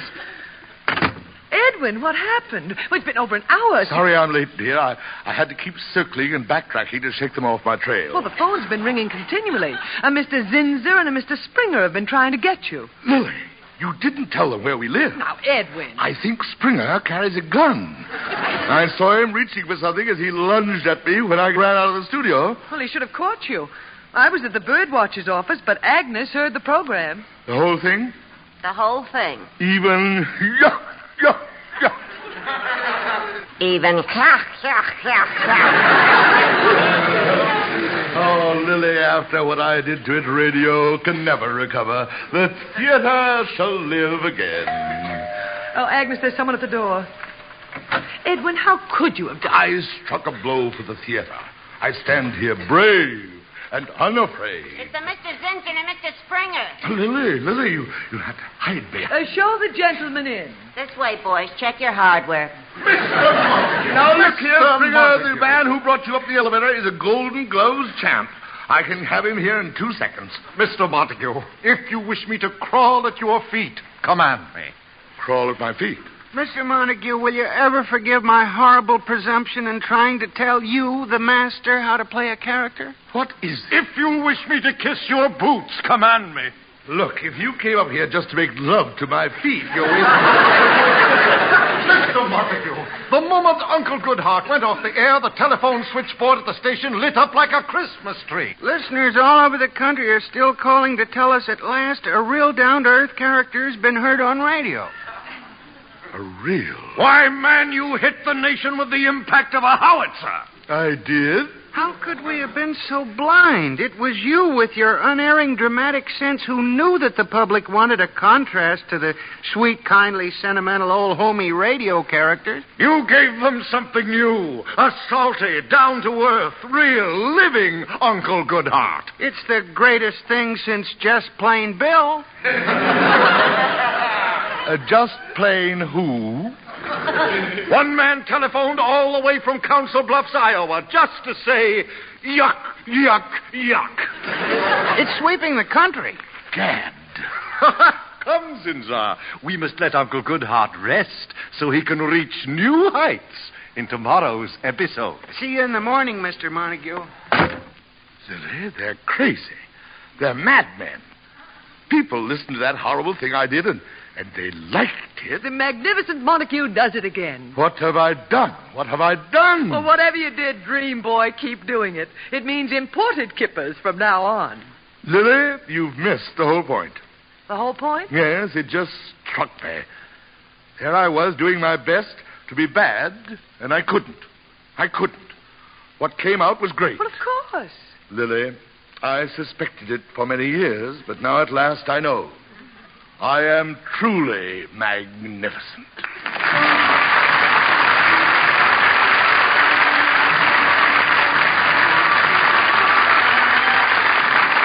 Tune in next week and find out what happens when the Magnificent Montague and radio meet head-on. Remember, next week, same time, same station, it's the Magnificent Montague starring Monty Woolley, created and written by Nat Hiken. This is NBC, the National Broadcasting Company. Welcome back. You were just listening to the Magnificent Montague, and we're back in the studio here, me and Jake. McLean, I did kill that rat, by the way, just so you know. Okay, you did? Yep, I can now promise that this studio is rat-free. And I took the boards down off the windows, and it's a nice sunny day outside, so there's that. Oh, okay. Now I can just see the spider web cracks in the window pane there. Oy vey. Okay, well, I'll work on that while we listen to the next show. This is, to wrap us up today, it is one of my favorite episodes of Richard Diamond, Private Eye. This is one of my favorite episodes of Richard Diamond, Private Eye, which starred Dick Powell, who was, they would always find an excuse at the end of the episode to have him sing, because that was his bread and butter, was his singing. No disrespect to the man, but he reminds me of sort of a Paul Anka, sort of low-rent Sinatra.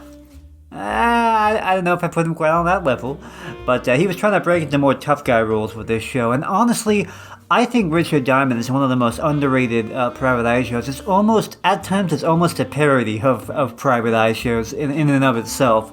There's always these subtle things that you don't quite catch the first time you listen to it, then you go back. I think he was making fun of Sam Spade in one episode or something. I was just like... But anyway, this is one of my favorite episodes. It's called The Misplaced Laundry Case. It is from September the 6th of 1950. Listen while the makers of Rexall drug products and 10,000 independent Rexall family druggists bring you Dick Powell as Richard Diamond, private detective.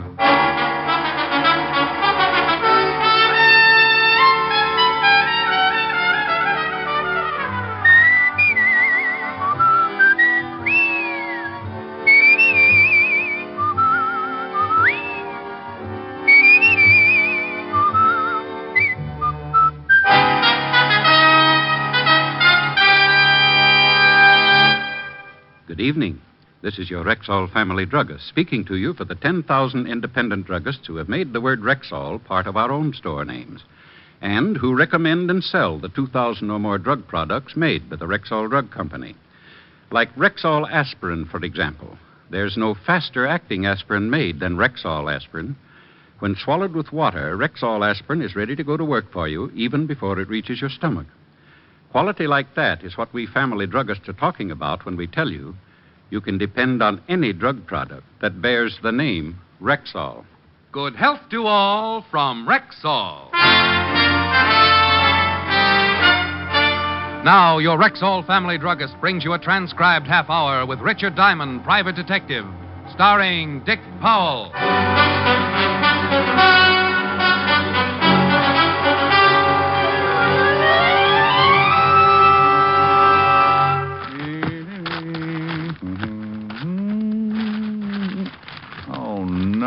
No.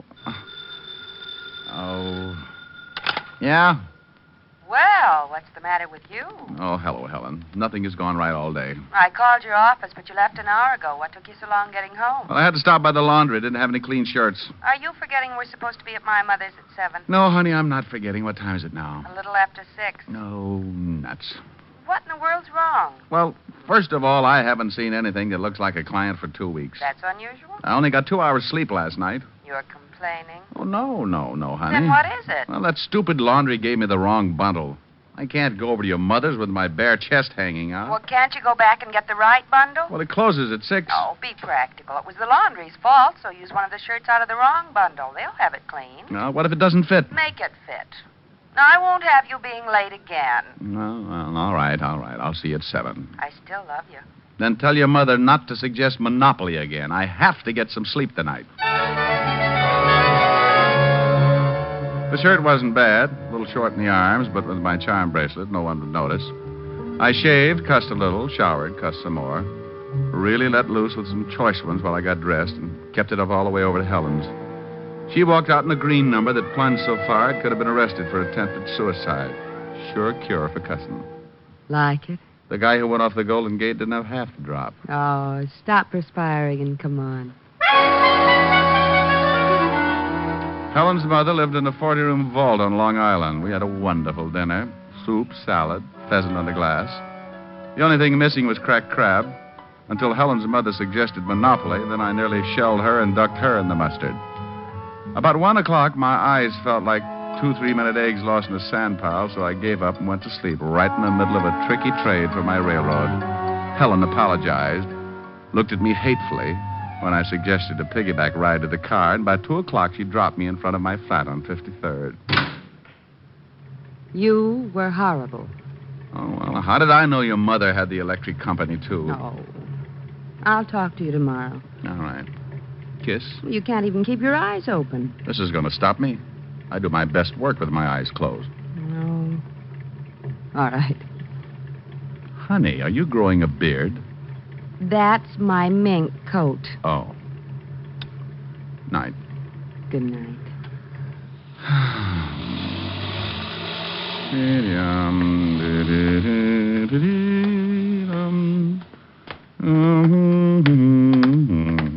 Evening, friend. Your name Diamond? Yeah. What do you want? I got some laundry that belongs to you. That's nice. Nothing like getting your laundry at 2 o'clock in the morning. You got mine. We'll stop around about noon tomorrow and we'll swap. I'd like it now, friend. I gotta leave town. Oh, look, I'm a little tired, friend. I want the laundry. Yeah, well, you're dealing with a bad customer. I just traded Pennsylvania Avenue for one lousy railroad. What? Come back tomorrow, friend, and I'll give you your laundry and a detailed explanation. I want the laundry now. Now, look. You look. Well, if anything could have opened my little old sleepy blue eyes, it's that lovely gun. You look divine together. Now, let's go up and get the laundry. What's the matter? You got the only long underwear with sequins? Move. And I moved. Up to my little flat with the laundryman sticking close enough so I wouldn't forget the big gun in his hot little hand. We went in and traded bundles. You opened it, huh? Well, what did you want me to do? Put it on a table and offer up prayers? You're a little too wise for your own good, but I got what I wanted. No hard feelings. Yeah, well, I hope your socks fall down. You just stay put until I'm out of the building.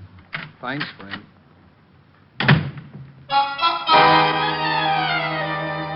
Well, any other time, I might have done something ridiculous, like chasing the guy or calling Walt up and complaining about the inadequacy of ye old police department. But this wasn't any other time. It was after 2 in the morning, and I was tired. Sure, it was unusual to trade laundry at that hour, but I was in no condition to try and figure it out. So I brushed my teeth, left my clothes in a neat pile in the corner, and stumbled into bed.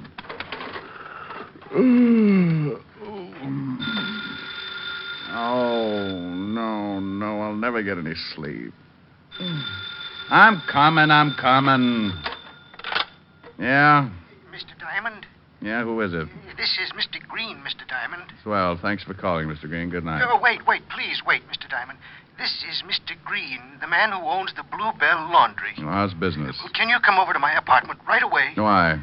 Someone's going to try and kill me. What time is it? 3 o'clock. Look, can't you hide in a closet or something until noon? I tell you, someone's going to kill me. Oh, get in the closet and close the door. If anyone opens it, take a bite out of the nearest coat and head for the closest bright light. This is serious, Mr. Diamond. I haven't got much time. Well, if you don't think you can look like a moth, maybe I'd better drop around. What's your address? Savoy Arms, apartment C. And hurry, I'm desperate. Well, if you're just half as desperate as I am sleepy, you're really in trouble. I'll be right over.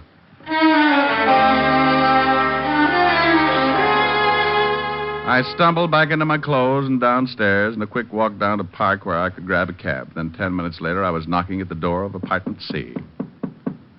No answer. I was about to try the door when it opened. Mr. Green?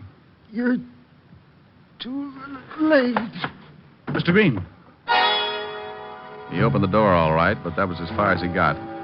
He just slid down and stretched out on his stomach, head turned sideways, thick glasses pushed up at an angle, his weak eyes trying hard to see everything there was to see before they closed for good. I kneeled down beside him. Jones. Wrong laundry number. Jones. Green. Green. Well, everybody dies. He'd been shot just under the heart from the back. A warm breeze made me turn and look out the open window on the far side of the room leading out to a fire escape. I went over and looked out. Nothing. But it was a good bet that the killer had shot Green from there. I put in a call to Walt, and in 10 minutes he was standing over Green. And this is the guy who owns the laundry and gave you the wrong bundle. That's right. How do you always get mixed up in things like this? Well, it's a talent. Did he say who he thought was after him?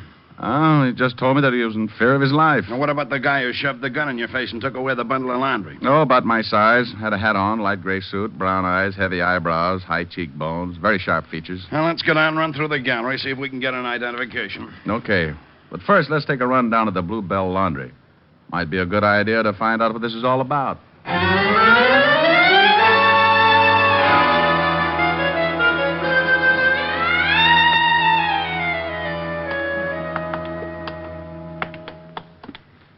Here it is, Lieutenant. Bluebell Laundry. Oh, he read the sign. If a guy with fangs and a long black cape answers, drive a stake through his heart. Or shoot him with a silver bullet. You keep your suggestions to yourself, Sergeant, or I'll open this door with your head. These keys are in better shape. I tell you, we can't use them. If no one answers, then we got to get a search warrant. Why? Because that's the law. What is? That we got to get a warrant to search the laundry. Well, what do you want to search the laundry for? What do I want to search it for? Because a man's just been killed. Okay, so what? What's that got to do with the laundry? The guy who was killed was the guy who owned the laundry. You told me yourself it had something to do with getting the bundles mixed up and that guy who stuck you up tonight. Okay, but you can't just go busting into a laundry just because of a stupid little old hunch. What do you mean, stupid? You could be wrong, you know. Just because you think you might solve this case, that's no reason for you to go busting into a laundry. Well, why not? The answer to this whole thing might just be in that laundry. Well, you've certainly been right in the past. No, not always. Oh, most of the time, Walt. Well, just lucky. Well, if you think it's best, here are the keys. You understand, right? Oh, sure, Walt. Lieutenant. Yeah? Oh, nothing. You stay out here, Sergeant. Well, we're in. I hope the commissioner doesn't hear about it. About what? Breaking and entering. Breaking up? What? Why, you... Fiend? Yes. Walt hopped around for a while until he ran out of steam, and then we went to work and took the laundry apart. The way it stacked up, I had gotten the wrong bundle of laundry. The guy who'd stuck me up in 2 a.m. had gotten mine. So the bundle that I'd gotten by mistake figured to be pretty important. There must have been something else in there besides clean shirts. So, Green, the owner, made a mistake. Oh, but that's kind of hard to do, Walt. You got to have a ticket to get your laundry. Ticket with a number on it? Well, sure. And it should correspond with the numbers on those bins. Hey, wait a minute. Before Green died, he said something about a wrong number. And a name. What name? Jones. Now, look, when I brought my laundry in, Green wrote my name and number down in a book. Let's see if we can find that book. Walt took one side of the shop and I took the other. Inside of 10 minutes, we had the book. We turned to the page with deliveries dated for the day before and found my name. Here it is. Richard Diamond. Laundry number 99. That's right. That was the number on the ticket I gave him. Then Green didn't make a mistake. But he'd have to give you the wrong bundle. He couldn't get mixed up with the bins, Mark. Walt, turn that book around. Turn it around? Upside down. Now, if that number was on a ticket and I handed it to you upside down... 66. Yeah. Who's listed under 66? Let's see, it's not on this page. Here. Well, I'll be... John Jones. No address. John Jones. Green had said Jones before he died. Jones had the laundry ticket marked 66. Green had evidently looked at my ticket upside down and given me Jones's bundle. Green couldn't have known anything important was in that bundle, or he wouldn't have made the mistake. And then why was he killed? Doesn't figure. Well, if he was just a go-between, it does. He didn't put the important something in the bundle, or he would have just held the bundle until Jones arrived and then given it to him. Then the bundle came wrapped with the something in it. Now, look, Walt. You know how these small places work. They send their stuff out to a large laundry and cleaning plant. Yeah, but which one? Hey. Yeah, I got a shirt on it from that wrong bundle. I bet it's got a laundry mark. Should be on the collar. Let's see. Well, let's not strangle me, huh? Let me unbutton a few buttons. Great Scott. Well, go ahead, Grabby. Let's see. Yeah, there's some writing on the collar. Well, read it out and I'll write it down. 86A45L. What kind of a laundry number is that? Find out, and you might have the guy who slipped something in that bundle and was responsible for Green's death.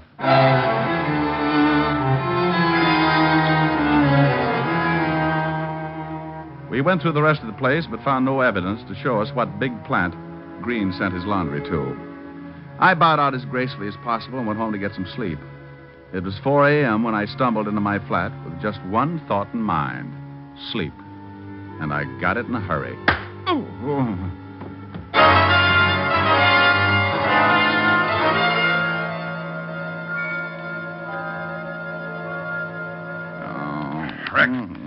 Rick, come on now. Snap out of it. No. Come on, sit up. No, leave me alone. Somebody sapped you. No, I don't care if you split my head in sections. I went to sleep, didn't I? What happened to your shirt? My shirt? All right. Oh, so that's it. What's it? The shirt. That's what the guy was really after. Suppose it was Jones? Well, sure it was. Walt, when he traded bundles with me, he didn't have any way of knowing that I'd taken a shirt out of it. That shirt was what made that bundle important. Those numbers on the collar. I checked. They weren't a laundry mark. You still got them? Yeah. Well, they sure mean something. Let's see if we can figure out just what.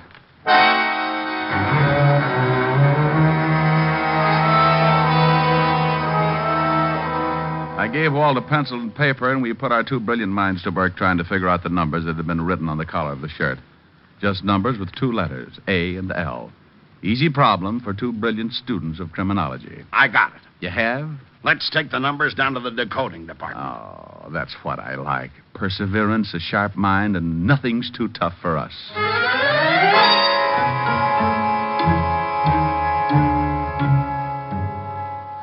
Well, come on, Art. You've been working on those numbers for nearly 5 minutes. Well, I've been sick. Could this be a code for some kind of a pickup? Guess it could be. Well, let's use times and dates. First number is 8. No, today's the 8th day. Well, the letter A could stand for A.M. 6A, 6 a.m. Could 88, 6 a.m. And 46L could be the where. 46th in any street beginning with L. Out of the way corner. 46th in Lexington, and that's not out of the way. Oh, I'm sure glad you broke that code, Walt. Experience and a little common sense. Come on. You and me are going over to 46th and Lexington. You and I, Walt. I could stand for idiot. That's another code, Arch. Fourth letter in Levinson. Oh, come on. We haven't got all morning.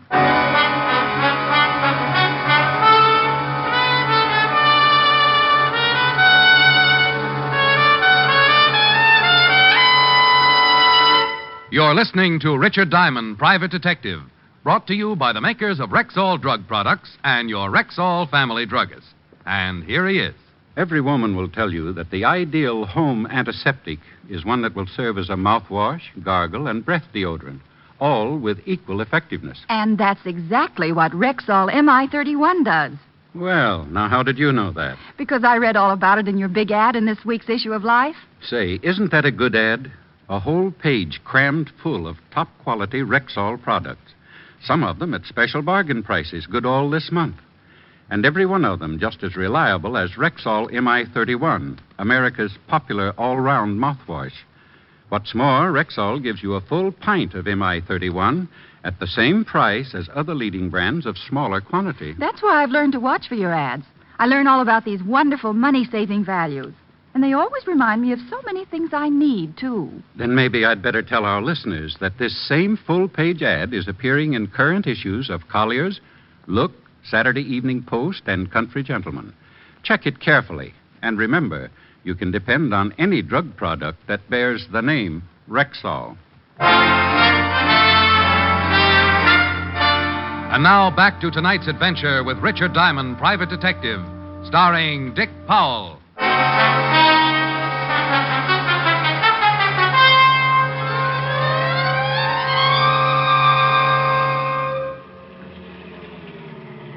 Yeah, this is a good spot. No one on the corner of 46th and Lexington yet. What time is it? 5 minutes to 6. Yeah, well, I hope we figured this out right. Car 86, car 86. Yeah, that's us. Car 86, Levinson, go ahead. Sergeant Otis wants to speak with you, Lieutenant. Go ahead. Lieutenant, I checked and found out where the Bluebell Laundry sends its cleaning. 2 companies, Monarch and the Superior Cleaning and Dyeing Works. Mr. Ralph Collins owns Monarch, and Mr. Arthur Levin owns Superior. Find out the addresses of the plants and the home addresses of the owners, and then put a stake out at the homes of the owners. Don't pick them up, but stop them if they try to leave. Wilco, Roger, and out. Oh, I'm surprised he didn't get tired of Roger and use McGillicuddy just to be different. Hey, Walt, there's our boy. Huh, Jones? Yeah, across the street on the corner. Same guy who got the bundle from me. Let's go. No one else yet. He's waiting for something. It's about 2 minutes to 6. Yeah. A car pulling up. Jones is going over to it. Get going. Guy in the car gave Jones a package. They spotted us. You get the car, I'll take Jones. Stop! Stop that car!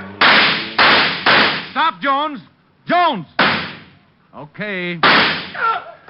Car got away, but I put some bullet holes in it. Drop the gun, Jones. Okay.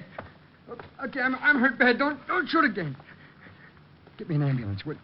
Walt, he's got another bundle with him. I'll get back to the car and get the wagon. I think he got me in the stomach.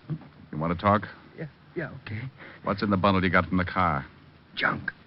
100,000 in morphine. How did Green figure? It's just a go-between. He worked for the big boy. Took our money, sent it in with an order for the stuff. Instructions in the collar of one of the shirts. Yeah. You killed Green? Yeah. Who's the big boy? Jones. Jones. The wagon's on its way. He's dead. What was he picking up? Narcotics. Well, Walt, we know the code was put in the laundry bundles at one of the cleaning works. Well, go to both of them and check. Yeah, and you can never tell what else might turn up. We waited until the wagon pulled up and carted Jones off, then we headed across town toward the first of 2 stops, the Superior Cleaning and Dyeing Works. 7:30 when we pulled up in front and let ourselves in with one of my pass keys. This is the only one we can check quietly. They open at 8, don't they? Yeah, got a half an hour to make a noose for a pretty big operator.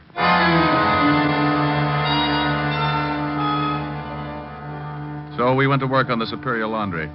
Guys like Jones were caught every day, but the big boys, the ones who dished out the stuff from the top, the big syndicate operators, were tough to catch. And here was a chance to catch one. We got into the office and found the order books. Jones appeared in nearly every one. This was the place where Green had sent Jones's laundry. But it still doesn't prove enough. We've got to prove that the code was slipped in the bundle from this plant. Then we got to find the guy who does it. Well, come on. We got to work fast. This joint opens up in a half an hour. Hey, Walt, hold it. Car pull up outside. Yeah. I can see it out of the window. Rick, it's the same car that passed the junk to Jones. The one I put the bullets in. Hey, he's coming in. He's coming up here. Get in the other room. Yeah, leave the door open.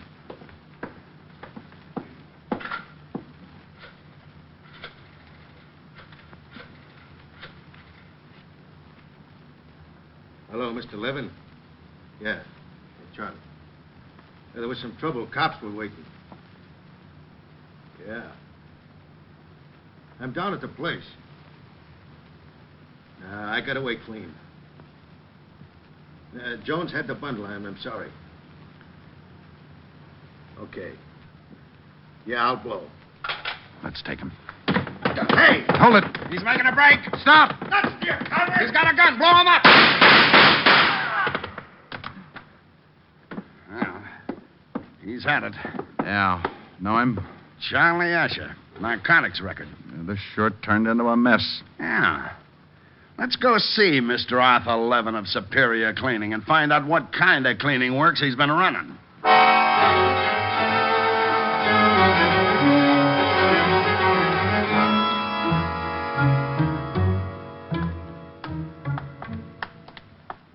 Hi, Lieutenant. We got the whole place surrounded. Levin hasn't tried to leave. He's been out of the house once, went to the garage. Have anything with him? Well, now, when he came out, went in with a big box. All right, let's take him. You better get out of sight, Otis. You'll see that uniform and get jumpy. Get down there in the end of the porch. All right.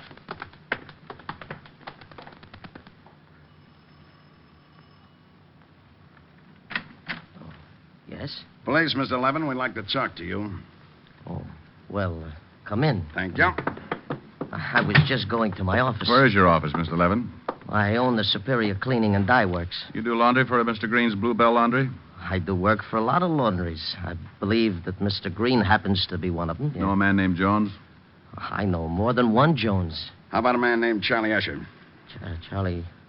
No. No, I don't know him. He called you 20 minutes ago. No, he didn't call me. You're very much mistaken. Now, would you mind telling me what this is all about? How many workers do you have at Superior, Mr. Levin? Well, about 40. Any of them have police records? No, not to my knowledge. And you don't know Charlie Usher? No. No, I told you I do not know him. Well, he had a key to the front door of your laundry. He used your office phone. I can't help that. He called to Mr. Levin. But I have never talked with a man named Charlie Usher. I what swear was in I... that box you brought in from the garage? Box? Books. Books. I brought some books in. Where are the books, Mr. Levin? Oh, I put them in the shelves in the library. What did you do with the box? I burned it. I don't like dirty boxes lying around the house. You went outside and burned it? Yes, in the incinerator. My men said you only came out of the house once, Mr. Levin. Then your men are mistaken. I went out twice, once to get the box, the books, and the second time to burn the box. Look, what right have you got to hide outside my house and watch it like a bunch of burglars? I know my rights. I want to call my lawyer. Oh, sure, Mr. Levin. You go right ahead and call your lawyer. In the meantime, we'll see if anything was burned in the incinerator. It would be burned out by now. That was 20 minutes ago. About the time Charlie Usher called He you. did not call me. I don't even know him. Well, even if you did burn the box 20 minutes ago, Mr. Levin, there'd still be some smoking ashes. And if it wasn't burned in the incinerator, Mr. Levin, we'll take this house apart piece by piece until we find it. I'll go take a look. Wait a minute. Yes, Mr. Levin. Look, I'm not sure. I burned the box. Then you didn't go outside the second time? I don't know. I don't remember. I'm all mixed up. Look, you got to give me time to think. Well, if you didn't go out the second time, the box is still in the house. Look, please do this. Give me time. What's in the box, Mr. Levin? Books, I told you, books. Where is it? I don't know. Leave me alone now. Now, will you leave me alone? I know my rights. Start taking the house apart. No, please. Where's the box? Please. The box, Mr. Levin, the box. Yeah, where's the box? Under the sink. Where under the sink? There's a sliding panel under the kitchen sink. Narcotics, Mr. Levin? Yes. Oh, I'm ruined. You marked the shirt collars and sent Charlie Usher to deliver the stuff. That's right. I had 10 laundries working for me. Green was one of them. I'm ruined. Oh, relax, Mr. Levin. You can be happy about one thing. Jones and Usher didn't cooperate like you did. And they're both dead.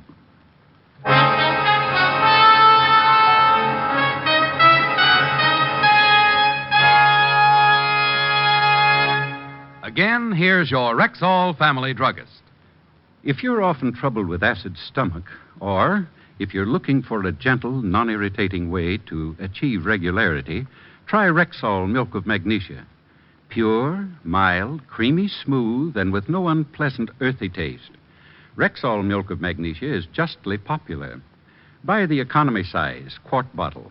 It costs only 69 cents at Rexall drugstores everywhere. And remember, you can depend on any drug product that bears the name Rexall. Good health to all from Rexall.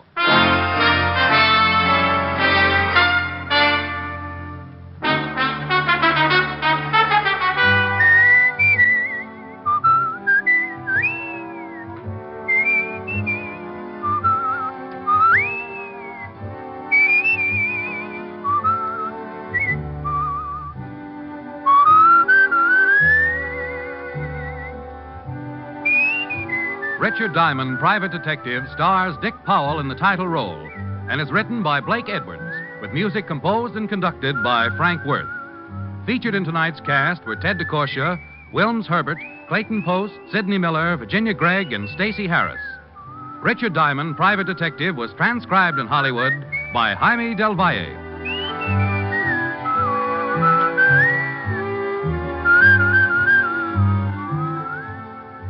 This is Bill Foreman inviting you to be with us next Wednesday at this time when we will again bring you Dick Powell as Richard Diamond, Private Detective.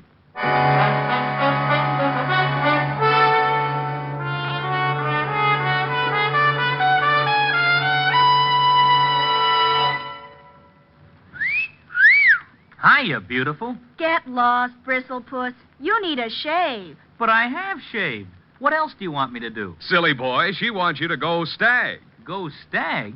But why? Because Stag is Rexall's exclusive line of men's good grooming aids, like Stag Brushless Shave Cream. No fuss, no massage, just smooth it on, and presto, you get a clean, close shave. Your face stays smooth and whiskerless all day long. I'll do it. I'll go Stag. That's it. Join the Stag line now at Rexall drugstores everywhere. Yes, to make girls care. Go Stag.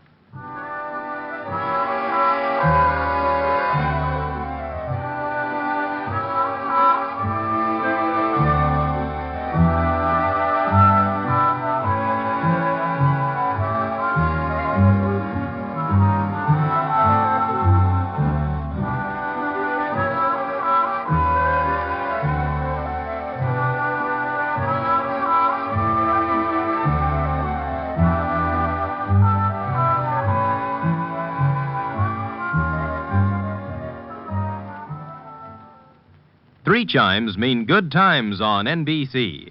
There's entertainment in store for you every Wednesday night on NBC. In addition to the action-packed adventures of Richard Diamond, beginning next Wednesday, listen to Mr. and Mrs. Ronald Coleman, returning over most of these stations with their delightful series, The Halls of Ivy. In 4 weeks, laugh with Groucho Marx and You Bet Your Life on NBC.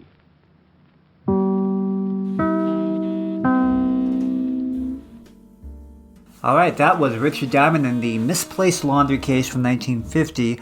One note, they did make a Richard Diamond TV show in the late 50s. I don't think it was very good, mainly because it wasn't anything like the radio show. It was a complete... I don't know why they made it Richard Diamond. They should have just renamed... I don't know why. It had nothing to do with Richard... It just annoys me, McLean. I'm sorry. There were many creative decisions being made during this time, and finding your footing, getting an idea for what the public wants. It was a difficult thing to do. Now, Jake, I am just now realizing that this window was actually boarded up with a building condemned sign. So, do we want to do anything about that, or? That was probably in the fine print of the rental agreement. I didn't really look at that too closely. Okay, I think as long as, we don't sleep here, we should be okay legally speaking. Okie doke. Well, I will wrap us up and we can lock up and get out of here for the afternoon then. We'll get this fixed up by next week. It'll be fine. Sorry, I didn't mean to sound cynical. This has been Yesterday Today, bringing you the best of yesterday's sounds. I'm Jake. This was McLean. Still is McLean. He has not stopped being McLean. As far as I'm aware. Yes, sirree, Bob. All right. Well, we will see you around these parts next week. Take care, folks. No, watch out for that exposed wiring there, bud. Yeah.